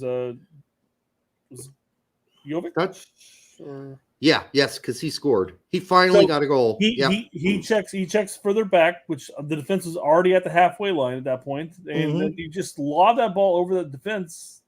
Pulisic's got the pace to outrun everybody, and he did. It's fucking not It's not rocket science, guys. Yeah, but how many players can take that touch on one touch like that? Not many. Phenomenal. Not many. Not many. Well, Pulisic has done that multiple times. Remember the time he did with Zimmerman's ball? Mm-hmm. Again, he's got a phenomenal first time. He's done it with us too, and then occasionally, of course, he'll blow one, but sure, shit happens. But not this weekend, that's for sure. So we didn't cover Musa. Might as well get that over with. Yeah, Musa was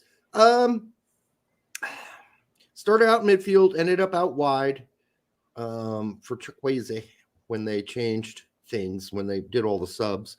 It's okay. Again, he doesn't really assert himself. He's not the kind of guy that's going to be overly aggressive. He just does the job. He's like, I'm a team player.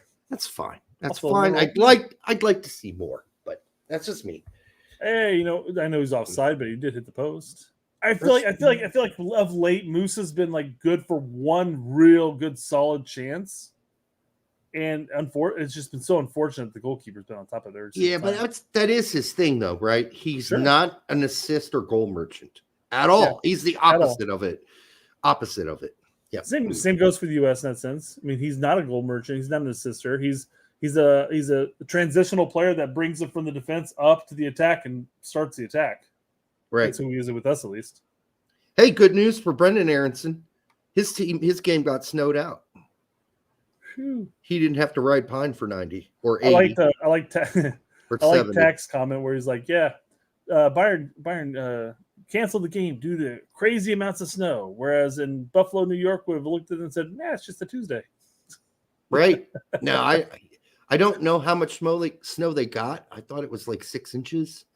It's like you're not prepared to clear the field of 6 inches of snow. I guess I don't know the weather of Germany, so I can't say that. It's rare to have ridiculous amounts of snow. I mean, until you get to the Alps. Sure. Makes sense when you go up the mountains. I always make fun of like Atlanta or any of the Texas cities that can't like close the entire city down because of a half an inch of snow. It's like, well, it's just one, nobody's used to it there. Two, they have no infrastructure in place to.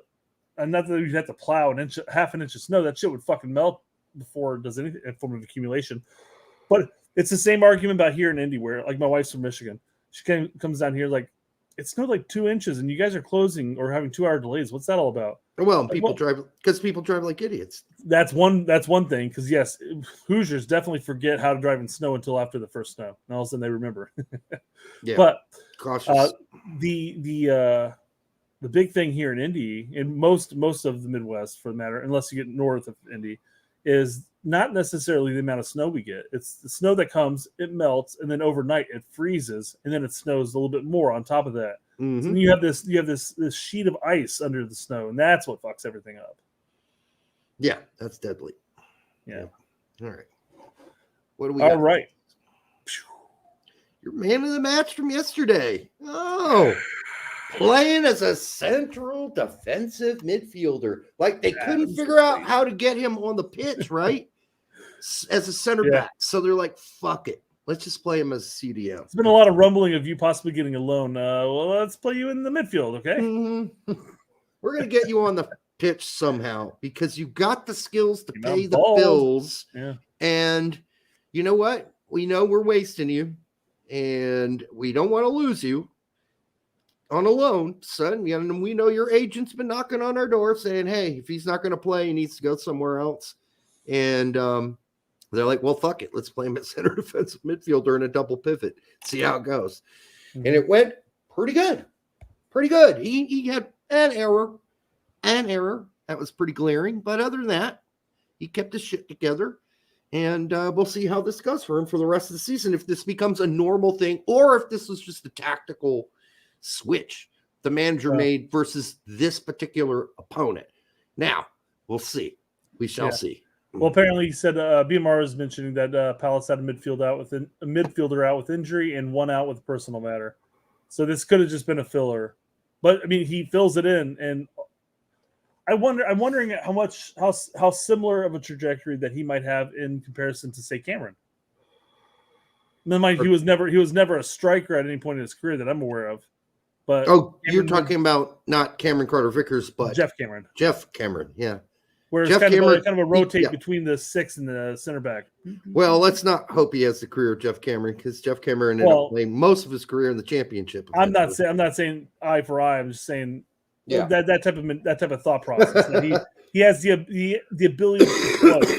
I guess you could say the same thing about Maloney in that sense because I know he plays 6 right now, but he definitely grew up playing as a center back, so he has the ability to play center back at any point.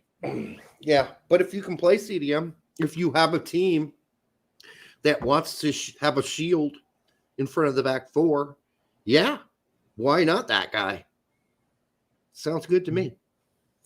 And it may come to that point where I'm not saying that Berhalter will overdo this, but it may come to that point where Berhalter might be more compelled to say start a CCV and a Ream, and then he could possibly play a Richards as a 6, and maybe that's considered the back 3 that he's talking about. Then you have your Jedis basically have no defensive responsibilities whatsoever. Yeah, I don't want to fuck around with the back 3. I know lots of people talked about it, but like the one thing nobody considers is if you do that, you are adding an extra CB, so you're going to have to lose someone who plays offense. It's just a fucking fact. So who you taking off? We already got a battle if everyone's healthy for all the spots. You taking off Weah? Not taking off Pulisic. You taking off who? You taking off McKennie?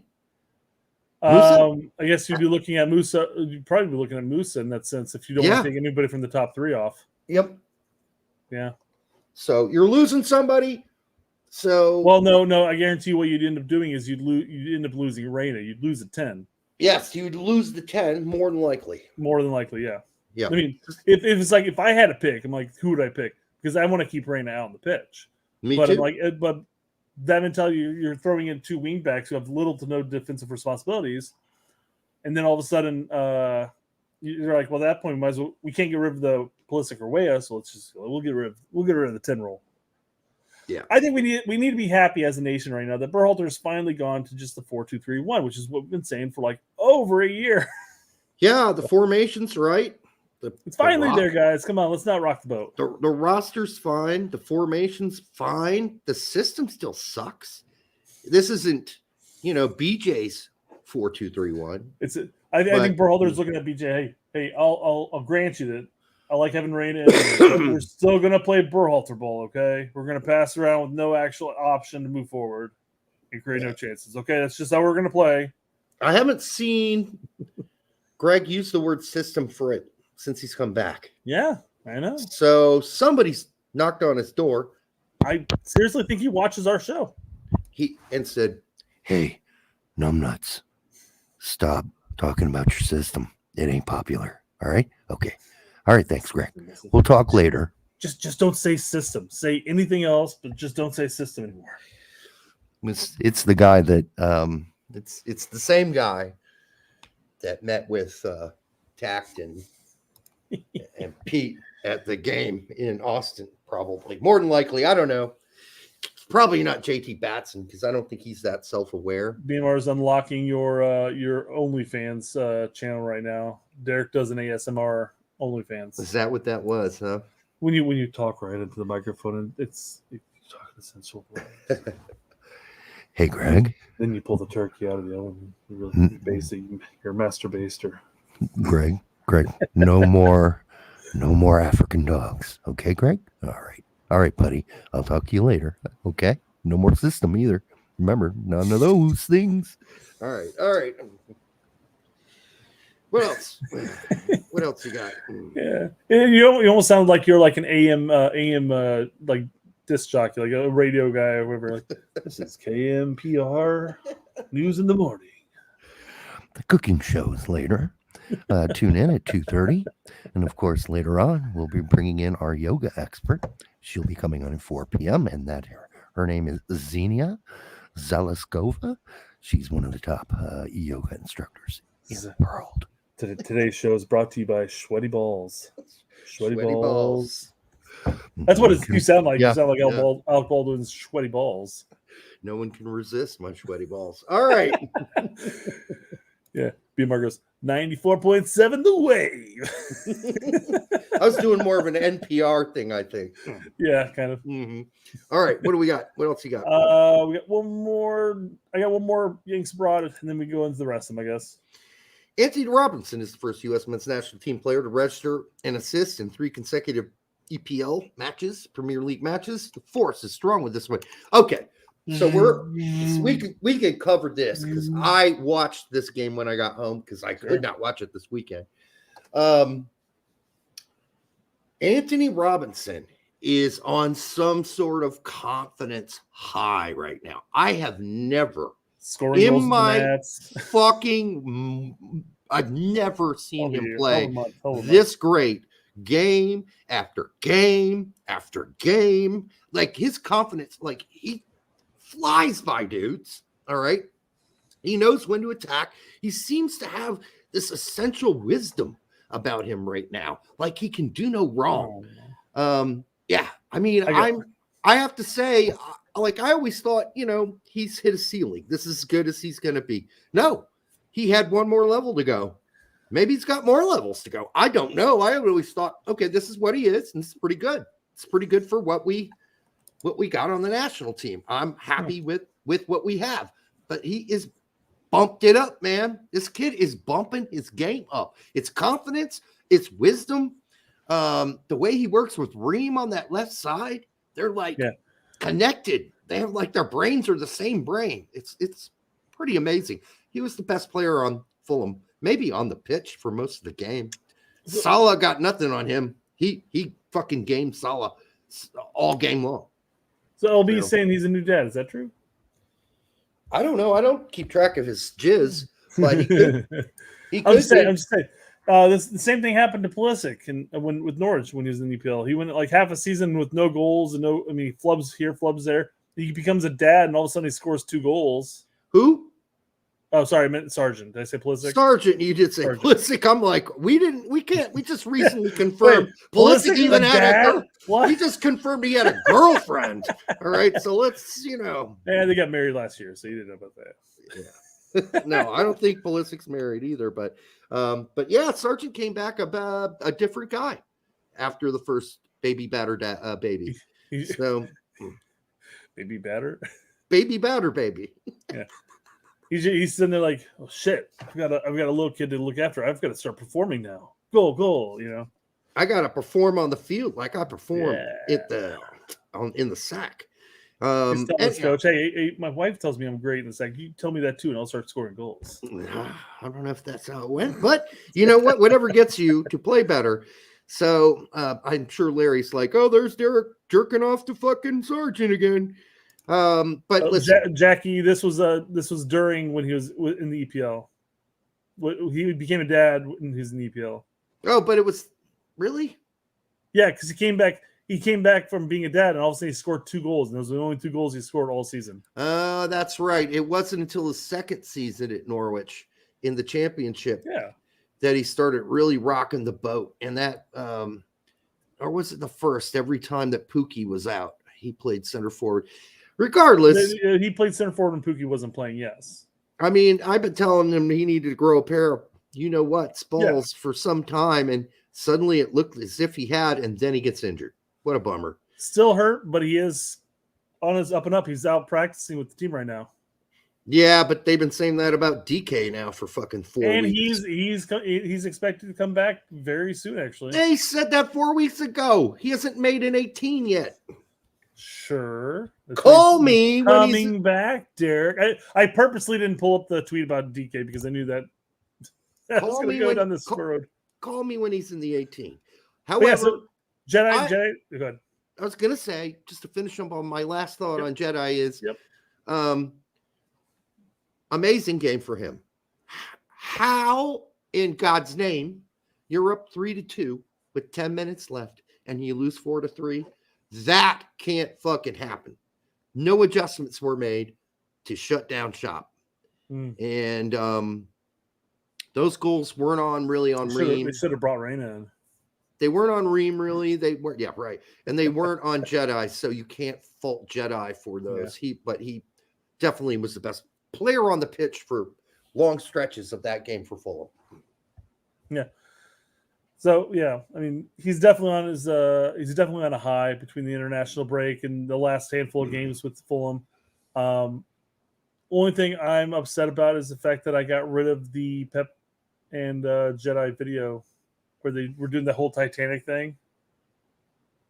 There was rumors last year that Man City was out scouting Jedi, and I went out and I found I photoshopped Pep's face as Jax and then Jedi as the chicks. I forgot her name already. Oh yeah. Jack and I can't think of her name. I've only seen the movie once, but I've seen it 4 times and I don't remember her name. I don't care. Who gives a fuck? But yeah, and then I put a crappy recorder version of the My Heart Will Go On. No. Oh, I remember that now. It was like 7 or 8 seconds, but it was spent a long time on a bullshit rumor. Very good.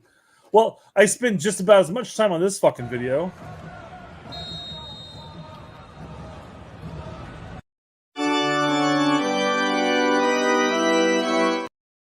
And I've only been able to use it once, really.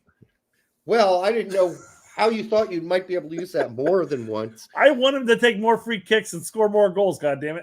Oh, well, dream on. Dream on. Len for $15. Thank you, Len. Thanks, man. Or is it Len? No, I mean, we're talking about the city of Lens, Lens. We were told to pronounce that. What was it? What was it again? Lens. All right. Very much thank you for $15. The Wild Dogs call out in the night. Wild Dogs call out in the night. Sounds like lyrics I should know. Sounds like lyrics you should know. Yeah, those are lyrics, right? Yeah. All right. It's pronounced lawns, apparently. Yes, lawns. Lawns, that's it. Then spell it with an O, motherfuckers. French. Yeah. Don't spell it with an E. That's lens. Sorry. Stupid pronunciation. Stupid French. All right. Stupid French. All right, Derek, your list, go. Cannon went 65 and a win. Hey, for that's not QPR. bad. It's not And bad. he played well. Well played. Kelman got 4. Dwayne Holmes, 90 and a loss. Boy, is that a trend that's just been going on and on and on and on for Preston North End. They are sinking like a stone. McKennie, we didn't really talk about, but he was solid as usual for Juventus. Very difficult watching the match. However, it's very difficult watching Juventus play. But 90 minutes and a win. Griffin Yao for Westerlo, or as Pete calls him, Westerloo, even though there's not 2 O's at the end. It is Westerlo, by the way. Westerlo, not Westerloo. Waterloo has 2 O's in it, same country, and it is Waterloo. You have to have 2 O's in Belgium to make the Loo sound. Why? Because it makes sense. That's why. 1 O is O sound. Westerlo. Reynolds went 90 in a loss. They still lost. They're still nearing the bottom. They're sucking towards the bottom of the table like a vacuum. So they're going to have to pull shit together. Can I ask you this? Do you think that Reynolds could play for QPR in the championship as a right back? Who could play there? Reynolds. You know, we got QPR, Reggie Cannon plays right back for QPR. You think Reynolds could play? Sure, absolutely. Championship? I don't. You don't think so? No. He plays for one of the worst teams in Belgium. And it's not like he's mowing the lawn with these motherfuckers either. He's struggling out there. I still think he could. All right, well, just asked. Your main homie, Alex Mendez. He was in he was in the 18 for Vizela, did not play. Oh yeah, he's rocking he's going to be an awesome player. Awesome. All right. I still thought we heard he was going to Mexico, like to play in Mexico. No. I thought he was being transferred down there. No, he's still riding pine at Vizela in Portugal. Lund went 59 and a loss for Palermo. Utrecht 2's team played PSV's 2 team, and guess who played? Rick Van Hees. He played right back. He's an American. You said who's 2 team? Utrecht's 2 team. Yeah, played PSV's 2 team. Rick Van Hees played 90 minutes for Utrecht's 2 teams at right back. Just a name to remember. Rick Van Hees. John Hilton went left back, 85 minutes for Dordrecht. This is down in the 2nd division. Along with his buddy Osundina, who went 10 for Dordrecht. In a loss, another loss. Gennaro Negro in the 18 for Otto Den Haag. Can't say that on the internet, Derek. That's his fucking name. It's Nigro. Gideon Slalom, 90 minutes. No, it's Negro. It's the color black in Spanish. Not a big deal. Gideon Slalom, 90 minutes for Den Bosch in a tie. Guess what? Gideon Slalom and Den Bosch, they're in 19th. They're in 19th in the 2nd division. They are going to go down to the 3rd. I think go down to the 3rd division. They're going to be playing against pub teams. All right. At that point, you're not actually getting paid. You got to work second job. Got to do something else. Yeah. Matt Turner watched for 90. Maloney went 68, got an assist in a loss for Heidenheim. Scally went 90 in a win. I also watched that today after work. Pfock is injured still. So Brooks was in the 18, didn't play. I'm starting to realize that whenever Hoffenheim plans to, they know they're going to be playing against a counter-attacking team, he's starting to bench Brooks because he started the game before this. Okay, then what's Nigro? Portuguese, right? I don't know. I don't know either. I believe it still means black in Italian. I might be wrong. I didn't know that since he is Italian, right? He's Italian. I wasn't saying that it was a Spanish word for black. It's just a surname of Italian origin, meaning black. There you go. Thank you. So I wasn't talking about Spanish. I was talking about Italian because the kid's Italian American. Oh, I thought you said Spanish as well. His name is Gennaro Negro. No, I didn't say Spanish. Never used the word Spanish. Or you said Spanish. Okay, whatever. Check the tape. Check the tape. Check it. Reel it back. Roll it You back. didn't say Spanish. I don't remember saying Spanish. All right, check it though. Brooks. So I'm noticing that he's not playing Brooks when they're playing against counterattacking teams anymore. So he'll play against Bayern, where they're going to play in a low block the whole time, but he doesn't seem to play against a team like Gladbach when Gladbach are going to be pull quick attacks and do long balls, whatever, that are going to require him to run a lot. I don't know if that's what's going on. Somebody's got to ask Matarazzo what's going on, because he started the last game, played really well. Then this next game, they didn't start him. So this game. Surname of Italian meaning black. There we go. Okay. I have to keep pointing it out. There's a couple people saying that it's not. BMR says black in Italian is Nero. Could be, Okay. but this is the surname meaning black. Meaning black. Okay. All right. I love when we get into these debates about languages that we don't speak. And I would just butcher it regardless. But Like I'm some expert on Italian, which I certainly am not. All right. Paredes, 15 and a loss. Zach Booth, I don't know what he did, so skipping over that. Trusty, 90 in a 5-0 drubbing loss, but hey, he's playing. He's learning the hard way. Haji Wright, 74 in a loss. Lyndon Gooch, 90 in a loss. Notice the amount of losses going on here. It's a lot of L's so far this weekend. Pulisic and Musso, we already talked about, and Richards. Polvara in the 18 for Aberdeen. Riemann Jedi, we talked about. Vasquez for Cincinnati. This is some MLS shit. Got a goal in their loss. Acosta got a goal too. Still don't know if Lucci's got it. He's going to become an American anytime soon.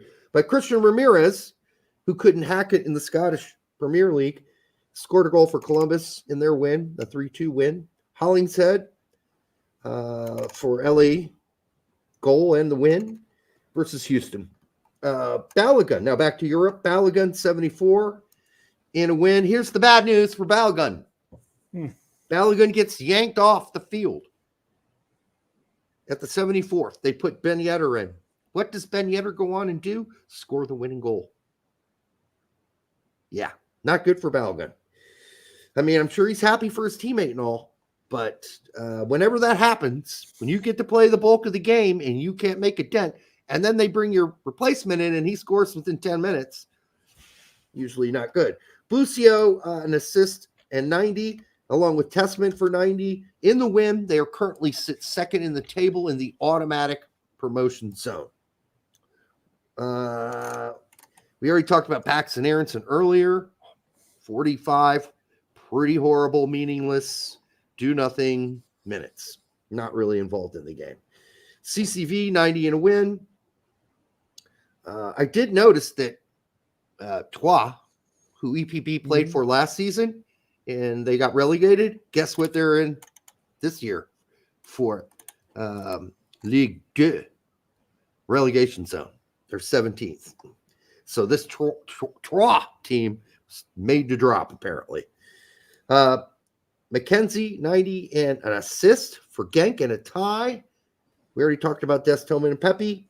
Taylor Booth, 5 minutes. 5 minutes. And the guy they replaced him with on the right wing for Utrecht had a decent game. As long as that guy keeps having a decent game, Booth ain't starting. So we'll see. Utrecht actually took it too. Mihailovic and Aze. I mean, they had their moments. They could have scored. Benji Michel in the 18 for Aruca in Portugal. Didn't play. Bello in the 18 for Lask. Didn't play. Emmanuel Sabi got 23 for Le Havre in France. Ligue 1. They lost. Poljan, 90 and a loss for Sassuolo. Novakovic, 78 for Lecho in a win. Zendejas 80 in a win. And those are your Yanks abroad for the weekend. Tomorrow's asking about Conrad. I could not find Ibar's game anywhere. You could look it up if you want to. Let's do it. Let's find out the last game Ibar played. I looked at What league is it? Saturday. Segunda, Spain. But I do like that Fumar is not giving up on Conrad. Oh, look at that. Ibar. First one popped up. Let's see. They played Villarreal B team. You were in US Soccer Way? That's probably where to find it. Just Google. Oh, Google's going to bomb you out on that. Man. Yeah, this is fucked. Go to Transfer Market and just look up Conrad. It'll tell you if you Yeah. played the last game. Here's my guess. If he played 10 minutes. Maybe 15 if he's lucky. What is Conrad's full name? I've already forgot it. De La Fuente. Is this also? It's Conrad with a K. Oh, Okay. you know that? Yeah. Yeah. It's on the screen. I'm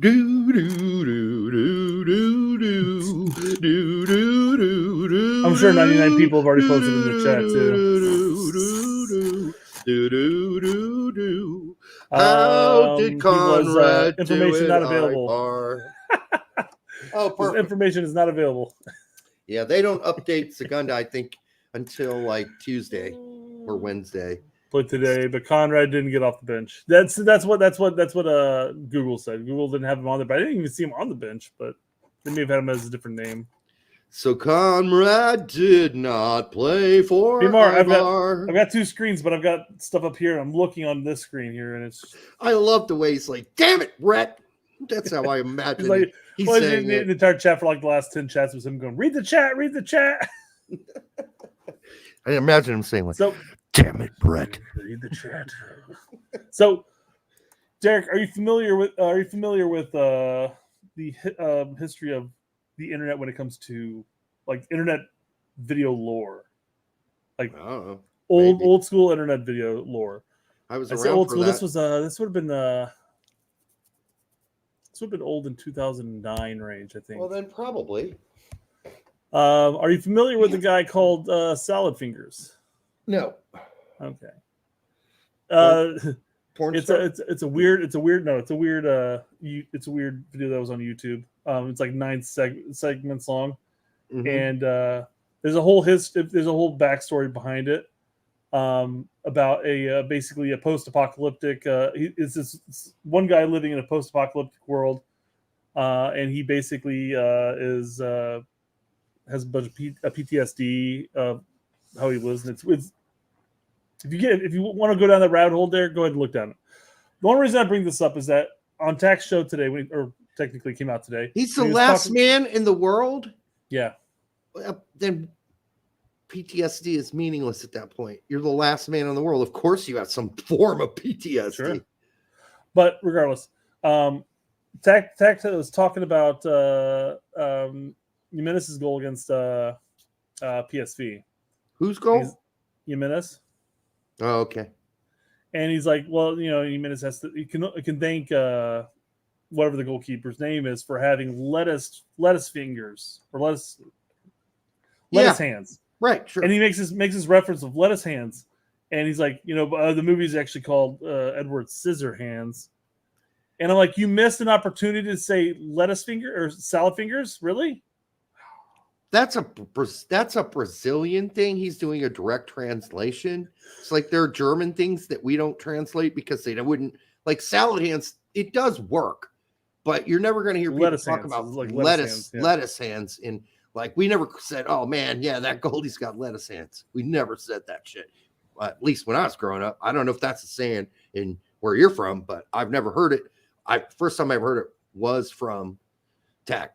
So I think that's a direct translation from Brazilians. There's a term for that in Brazil for goalkeepers who can't stop balls with their Balls hands. go through it, yeah. Yeah, it's like that's floppy hands. All right. Yeah. Well, BMR was right. There's no chance this is less than 2 hours show. Because we have Copa America to talk about. Yes. So let's get to that. The biggest question out there that people keep posing over and over again is, well, what if we do really bad at Copa America? Will that get Gregg fired? My answer is probably 90% no. But it depends on how bad we do in the group. We go out in the group, I'm giving it a maybe, but a small maybe. Well, and you also have to think, remember, we just had a window where we played Trinidad and Tobago, and it was not a good window. No. Then we have Nations League in March. And let's just say the worst, and we flame out in Nations League. Then we go to Copa, and we flame out 3-0 in Copa. At that point, do you think Betty Crocker's going, maybe this recipe was fucked?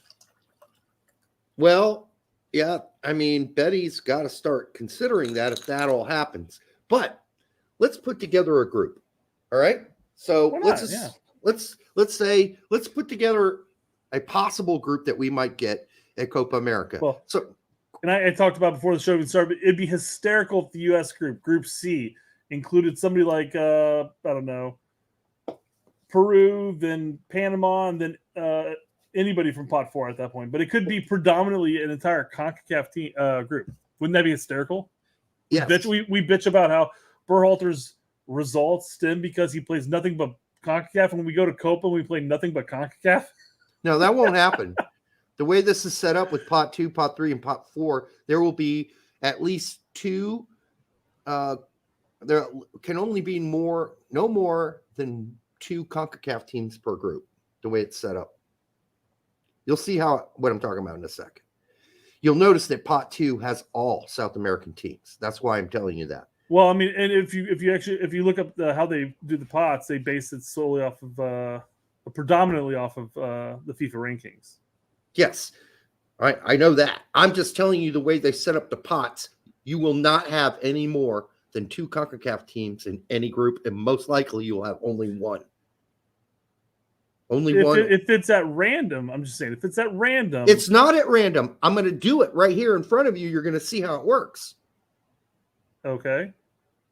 So, for instance, let's pretend USA is Pot C. Okay? Or Group C. We're going to roll for Group C. So they're the first team in Group C from Pot 1. Correct. Now let's roll for Team 2. All right, Sure. I'm going to put a little die in here. I'll drop it down. The second team. So now we got USA has Colombia in its group. Okay? Now we go to Pot 3. 3. Now we've got Colombia and Venezuela in our group. Last pot, 4. I roll the 4. 1. Let's say Canada beats Trinidad and Tobago, and Honduras beats Costa Rica. So our group, either way. Yeah, our group would be USA, Colombia, Venezuela, and Honduras. And let me just say, here, they drop the dice down, they get Colombia, like you said, and then they drop the dice down, they roll a 2, and they get Panama, and then they roll the dice again, and we get Honduras. All of a sudden, there's 3 CONCACAF teams there. Yeah, that's going to be really lucky. Sure. I'm not saying it's not. It's only one CONCACAF group in Pot 3. So sure. the chance of that happening. Well, that was the whole point of me bringing that up, Derek, is that it's possible. But there's only a 25% chance that could happen. No, the odds will improve as we get to see if Panama. If it comes to Panama as a possibility in Pot 3, then there's only one other option. So we have a 50-50 at that point. No, we have only a 25% chance that Panama ends up in our group out of Pot 3. It's period. Yes, and I specified saying that if it gets to the point where Panama is still an option for Group C, that at that point it's a 50-50. There's only 2 teams left. Do we know what group we're in? C. We're definitely in Group C. Well, that's what the interweb says. Okay. In that case, I don't know how they're going to draw. Are they going to go in order? A, B, C, D? They usually do. I would imagine, yeah. But regardless, at the beginning of the day, there's only a 25% chance that we're going to have 2 CONCACAF teams in our group. That's it. No, it's 100% counting ourselves. Oh, that's true, but I'm not counting ourselves. Counting ourselves. Fair enough. Fair enough. Fair enough. I don't want to even. Nah, yeah, I get what you're saying now. Okay, so let's just pretend we got USA, Colombia, Venezuela, and Honduras in a group. That's a tough group. I mean, considering we should probably beat Venezuela, but Venezuela has been having some pretty goddamn good results. They're near the top of the table for World Cup qualifying right now. Not the top, but they're higher than usual. So is this a better generation of Venezuelan players? I mean, you look at their lineup, it ain't poor. So it's not garbage. And then we got to play Honduras. At least we're playing at home. But Colombia, that's a tough fucking match for us. Yeah, they just got that Dallas kid, too. So nothing is assured. I guess my point is it possible we don't make it out of the group? Yeah, sure. It is. So we played, 2 Copas in recent history, going back to Bob Bradley. Bob Bradley and then Klinsmann. Mhm. Bob Bradley flamed out because he had a C squad basically going to Copa. And yes, 100% didn't qualify out of that group. Yep. Klinsmann went into the Copa with more or less an A squad. Pretty much an A squad. And got to like the third or fourth game, I think it was. Yeah, I think so. I don't remember. But so, I mean, is it possible we don't get out of the group? Sure. It's possible we don't get out of the group stage of any tournament, major tournament, major tournament like World Cup or in this case Copa.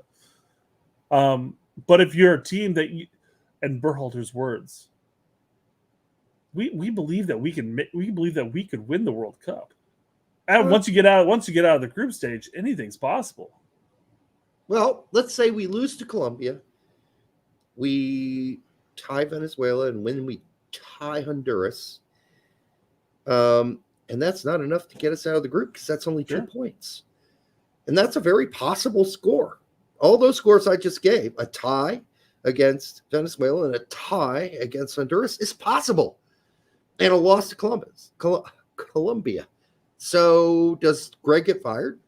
So I guess the way you want to take it, I guess, is how you perform in those games. So let's say you lose to Colombia, but the goalkeeper in Colombia made like 4 amazing saves that would have been goals. Can we assume the normal though, Brett? Fair enough. Yeah. That we didn't get out of the group and we didn't perform up to par. That Trinidad and Tobago goalkeeper had to make a lot of great saves, okay? Yeah, right. I mean, he did make some good saves, but yeah, we kicked a lot of them right at him. Trinidad and Tobago. Yeah. I'm just saying, if we play like we have been playing, subpar, and we don't get out of the group, does Betty Crocker have to go back in the kitchen and say to himself, well, you know what? This guy's recipes aren't good. We need a new cookbook. We need a new cookbook.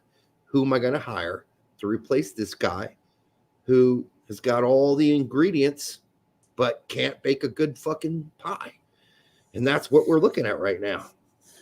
Well, I mean, do you go with? I mean, at that point, because that's a great point. Man. If you don't get out of the group stage, I mean, I would consider that more or less a failure in that sense, regardless of who we have in the group. I mean, Colombia and Venezuela aren't going to be pushovers. We should be able to beat Honduras, if not be competitive against Honduras.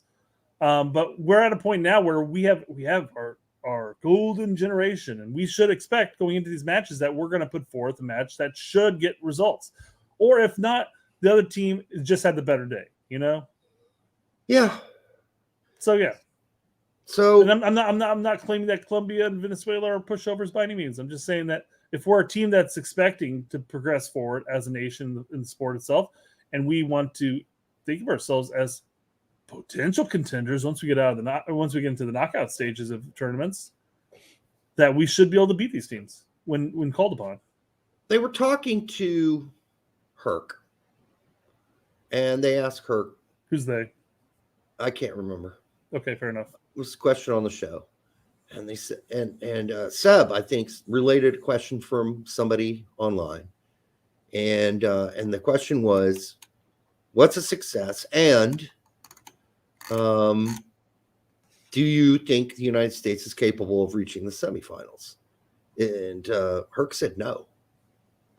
I don't think this team is capable of reaching the semifinals. And we all know why he thinks that. And it's Triple G. That's why he doesn't think. Because the team that did get to the semifinals in the last Copa America had lesser players on it.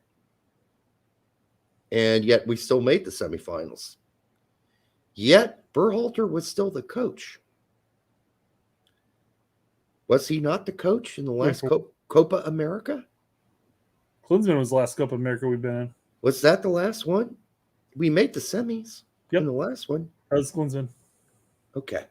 So Gregg's never done a Copa. Nope, this will be the first. So we got a better team than we had than the Klinsmann team. And we're not going to make the semis. And Herc doesn't think we're going to make the semis. Well, I mean, I know you're not the biggest fan of Klinsmann in that sense, but what's the difference between Klinsmann and Berhalter? Klinsmann let him play. Thank you. He just set him up and say, "Go do it." He didn't have a system. Klinsmann had a team of players, some players that had some actual skill and talent. I mean, they all had skill and talent. Don't get me wrong, but in comparison to what we have now. But the big difference was you had a team that had that left everything on the pitch. They had balls to the wall, and they had freedom to play in a system that he put out there. Like, hey, you're going to be here, you're going to be there. You know what you got to do. Go do it. So was that 2016 when we hosted it? I don't remember the year. Yeah, it is. That's it. Then yes. I'm just looking at. I want to look at our lineup real quick. Here it is, Copa America squads. Scroll down here. United States. I mean, this is not the strongest team, dude. Here are the players who played abroad. Guzan. Yedlin was at Sunderland. Brooks was at Hertha. Bobby Wood was at Union Berlin. Bedoya was at Nantes. Howard was at Everton. Orozco was at Tijuana. Kitchen was at Hearts. Pulisic was at Borussia, had only played one game for us at that point. Cameron's at Stoke. Castillo was at Monterrey. Horvath was at Molde. God, Jesus. And then Fabian Johnson. That was the players abroad. The rest of it's all MLS players. And that is 1, 2, 3, 4, 5, 6, 7, 8, 9 MLS players, some of whom played significant minutes, including Clint Dempsey and Jermaine Jones, who's at Colorado at the time. So that is a lesser team with at least a manager who was not a systems guy at all. He was the opposite. It's funny how we went from one extreme to the next. We went from Jurgen Klinsmann, who's like, I just set him up and let him go play.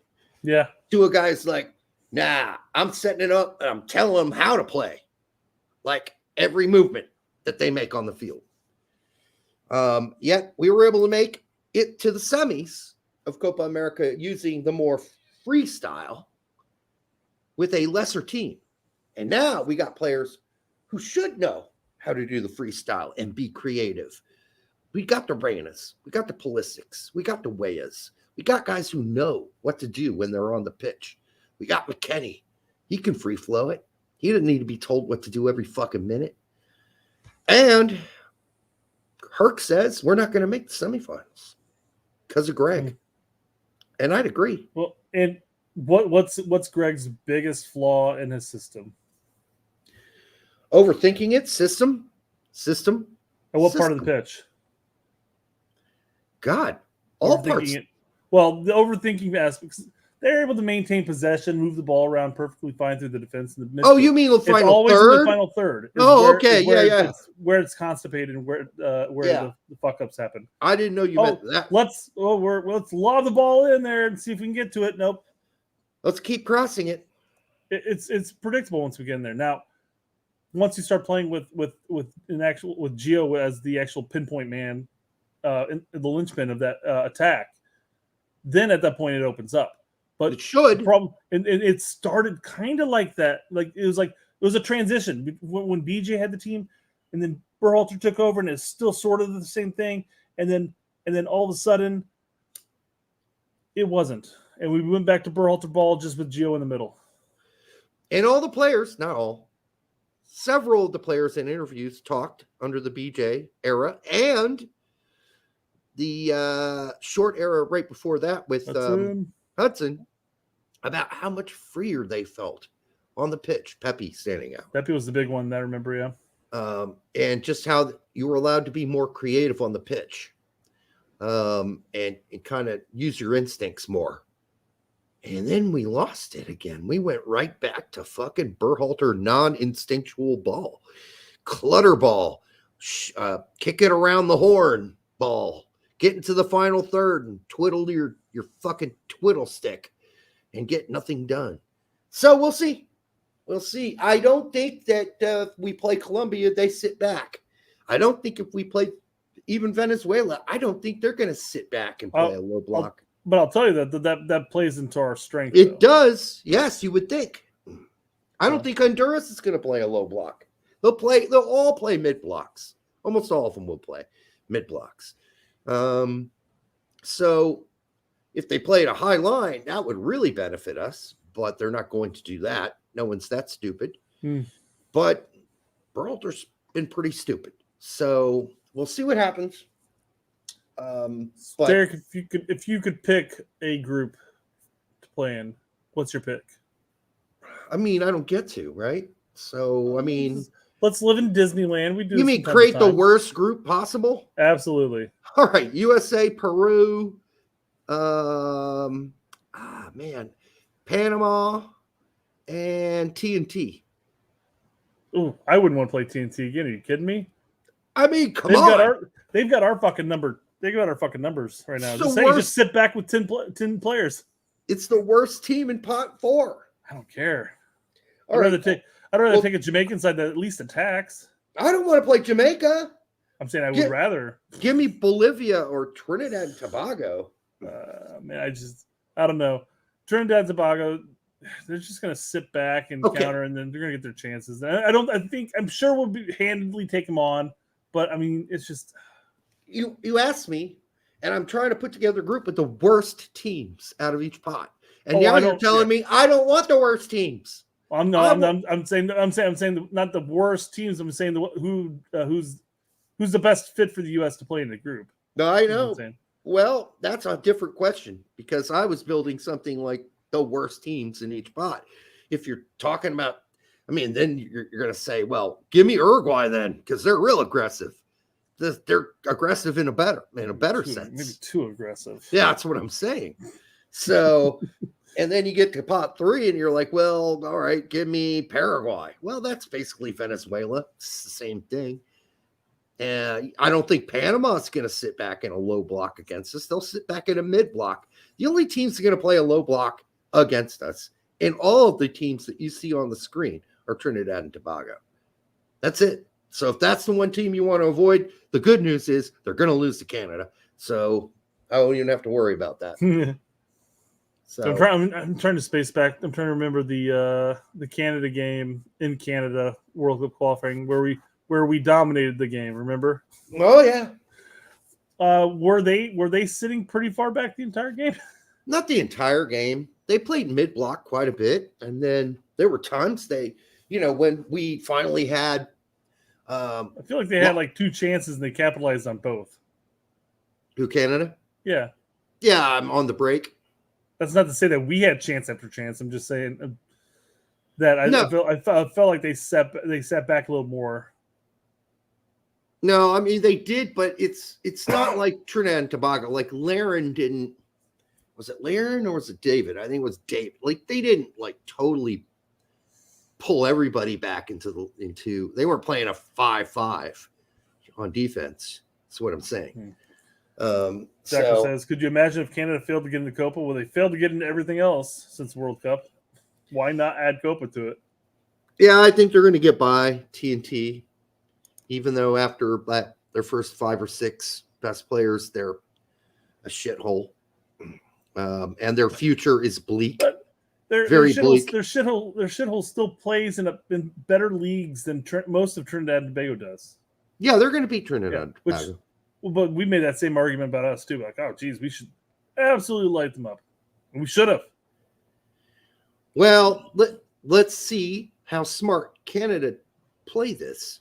And that it being a knockout game, will Trinidad and Tobago sit back and try to go 0-0 and go to penalty kicks? It's possible. I would think so. I would absolutely think so. It's possible they will do that. And if that's the case, they'll probably lose in penalty kicks. I would absolutely believe that they're probably going to sit back, hope they can weather the storm, maybe lob an opportunity to their striker once in a while. Pray to God they get through. Maybe do what a Pulisic type of goal against what he got for Milan. Just lob it up there and hope it works. The team that looked like complete garbage was Costa Rica. So if Honduras doesn't figure out a way to beat Costa Rica, I'd be surprised, because Costa Rica looked totally horrible. They look like a broken country. I mean, like a team I've never in my lifetime seen Costa Rica this poor. So we'll see.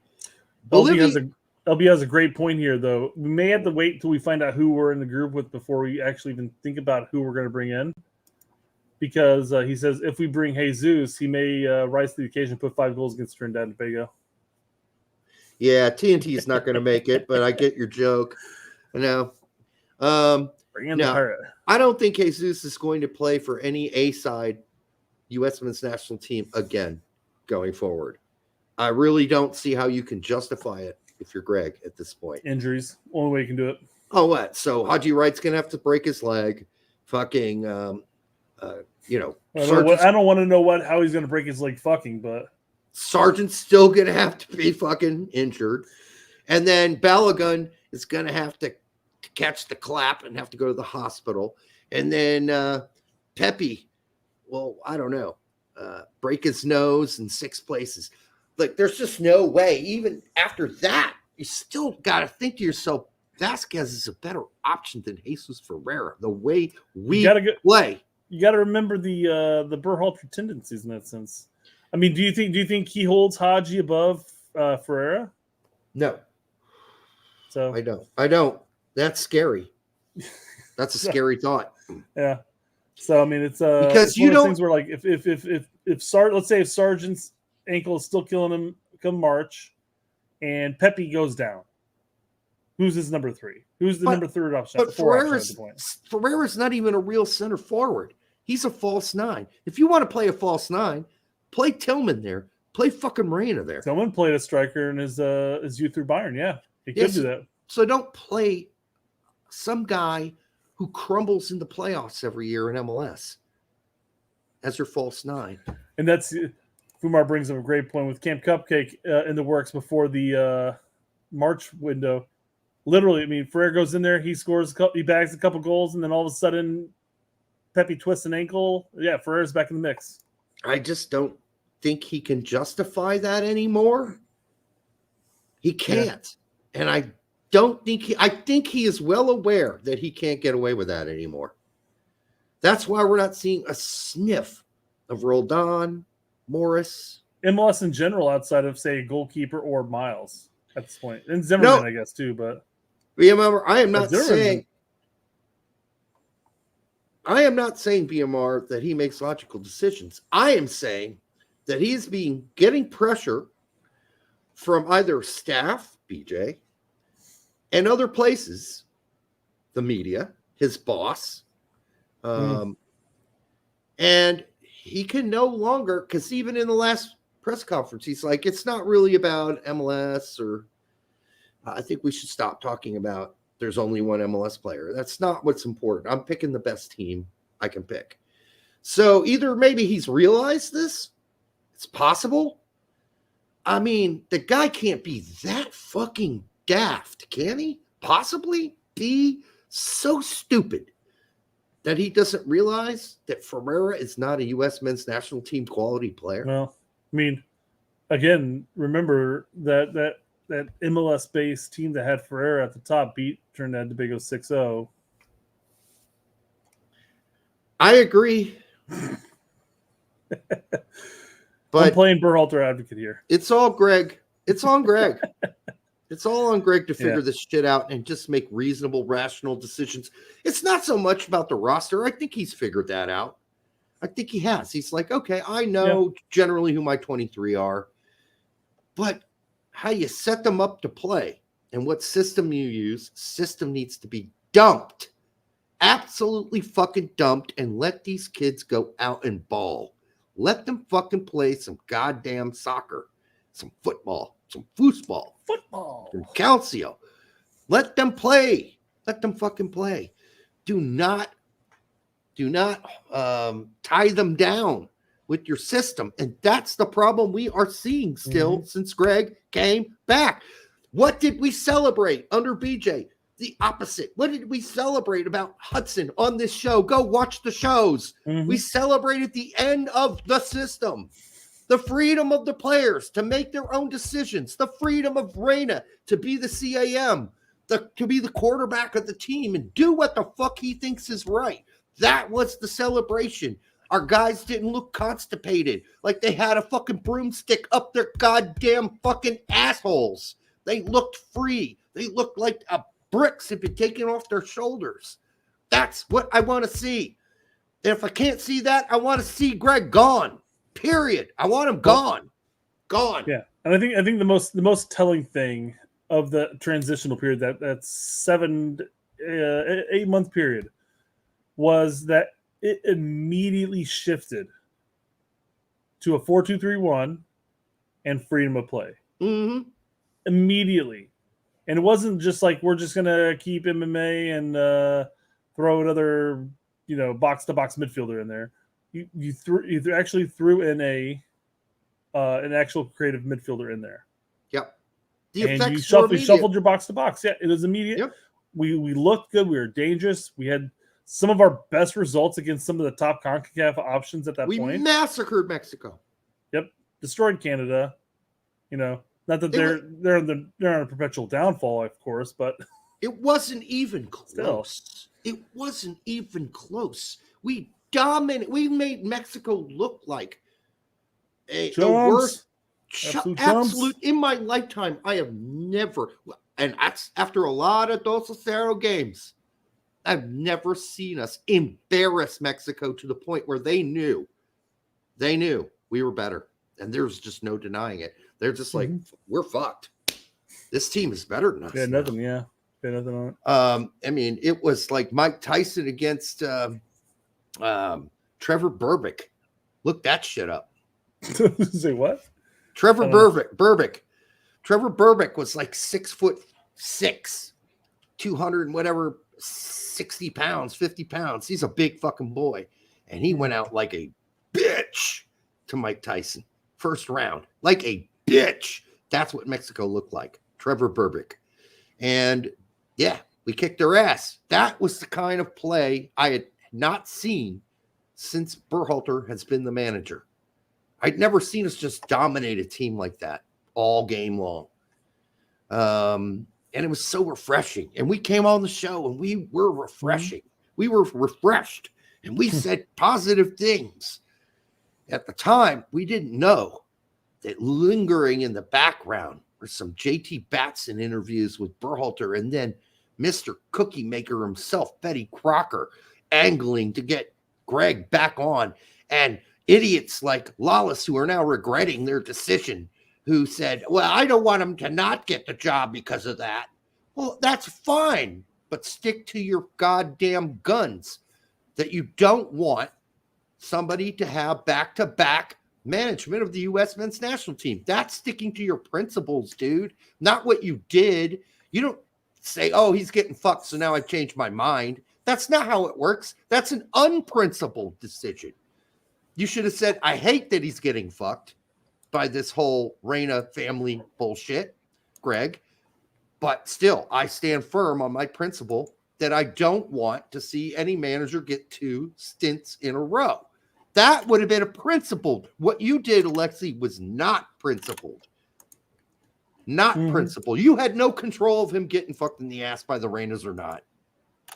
You should have stuck to your guns because that was principled. But you know what? You never know. what's going to come out of fucking Alexi's pie hole one day from the next. You really don't. You really don't. So, all right, I think we've given you what we can. What's success? Success would be semifinals. I was going to say real quick on that. Yes, you brought perfect transition there because I had that just pulled up seconds ago. Going through our chat here, not chat, but the comment section on Twitter. Chris Carey says he expects to reach the semis. Anything else is, or he says Jurgen did far better with a shittier squad. Yep. Let's see here. Expectations are quarterfinal exit, and making it semis would be a success. Expectations quarterfinals. That's probably true, especially depending on the draw.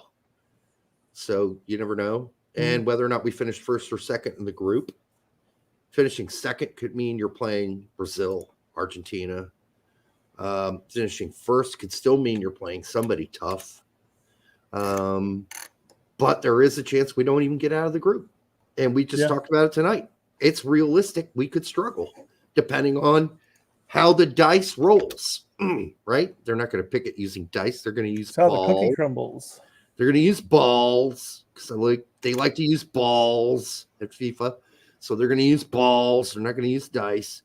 But in even our random little thing tonight, you can see how you can still get a relatively tough group. Not hard. I mean, not a group we shouldn't get out of, but it's possible we might not get out of that kind of group. It's possible. Mm-hmm. And then what? Does Betty Crocker head back to the kitchen? That's the real question, everybody. And the answer is probably not. They'll probably think that Gregg's recipes are still great, even though he has all the ingredients and he keeps cooking shitty fucking muffins. So, say if Berhalter gets shit canned after the Copa. Oh, please don't make me jizz in my pants right here live on the show. Do you think anybody will pose the question as far as why were we even here dealing with this? Shouldn't he? Why are we even bringing him back? Why did we even bring him back? Did we waste our time? It was a giant waste of time. No one will get in trouble for it. Like we could have brought somebody else in, fresh start, ready to roll with the players. You know. I mean, if Betty Crocker comes out and says, "Listen, we've made a reassessment, and we think as far as progressing, I should probably do this in English. As far as progressing forward, we've decided that we've got to go a different direction than Gregg." His is more posh than that. Mm-hmm. Anyhow, and then he picks someone else, Jesse Marsh. Doubt it. Doubt it'll be Jesse Marsh. He's got a podcast to do. Doesn't seem like he was a real favorited pick there when he got his interviews. And from what I understand, it's just what I heard. When they asked him to go through those batteries of fucking tests, Jesse Marsh is like, I don't have time for that. Here's my resume. Here's my resume. Do you want to hire me here? That stupid battery of a mental tests. That suddenly, if those tests that they gave Gregg signaled in the results that Gregg should be the manager, then you should throw that fucking test out. Just take the whole booklet and all the questions in it and just toss it straight in the garbage and light that shit on fire. Light that shit on fire and don't ever hire those motherfuckers again. What was their name?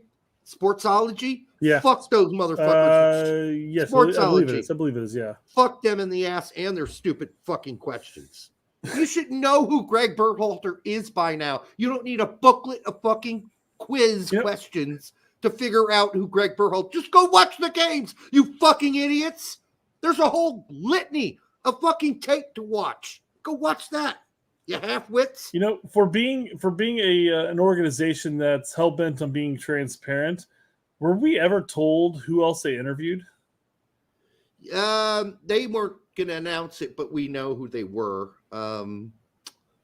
It's the other guy, the French guy. Oh, shit. Coached in MLS briefly, NYCFC. Vieira? Yeah, he was, and he, as far as I understand, also refused to take the stupid test. Mm. The sportsology I don't know. test. It's just. I mean, I don't know. Go, if you're a company based off transparency, you want to be transparent about everything, even the stupidest shit. They're not. You'd imagine they come out. Yeah, Berhalter went up against this person, and we felt he was the best man for the job. Lip service is all they give transparency. It's not real. Yeah. In the end, it's a shell game, and they picked up the shell they knew they wanted that had the nut in it, and that nut was Gregg Berhalter. That's the nut we're going to get. Mm-hmm. And the only way that nut gets tossed out is if it's totally obviously spoiled, like to the point where we go, don't get out of the group at Copa. And even then, I don't even know.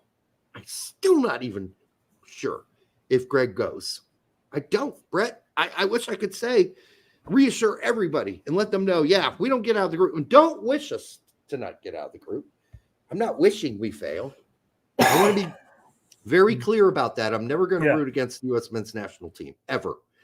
But let's just say that's what happens. Is he gone? I don't know. I wish I could say yes. All the word I get on the street is no. He probably won't. There'll be some reassessment about the future. But Gregg's still our guy. He worked it out. He learned a lot from this process. And I think he learned so much at Copa America. He's going to use the lessons to move forward with the team going forward. And he's going to bake better muffins from here. I'm sure of it. We have great ingredients here, the U.S. men's soccer team. And we're going to bake the best muffins going forward. And we learned a lot, like don't add too much salt. Yeah, we'll see. We'll see.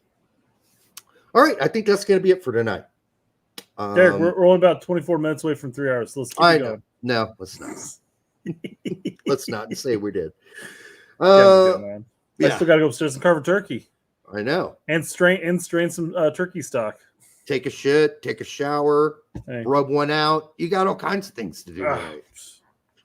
Remember, no habaneros. So much to do. Don't cut any habaneros before that. All right. As always, make sure you like, subscribe, share it with your grandma. It's very important if you're watching this show that you like it and you subscribe. Hey, throw a fucking bullshit little comment down there at the bottom. We reply to them lots of the time, just for shits and giggles.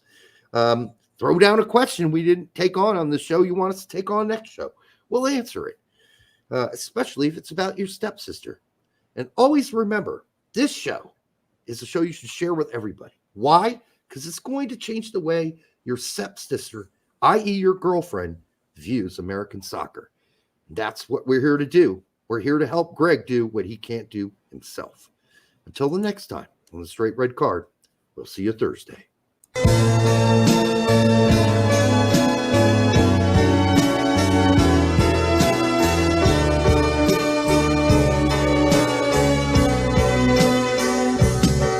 she's a trap. She's an unsung novel. Turn a lap and get your whole world dazzled on the line. Or a phone call with or without wine.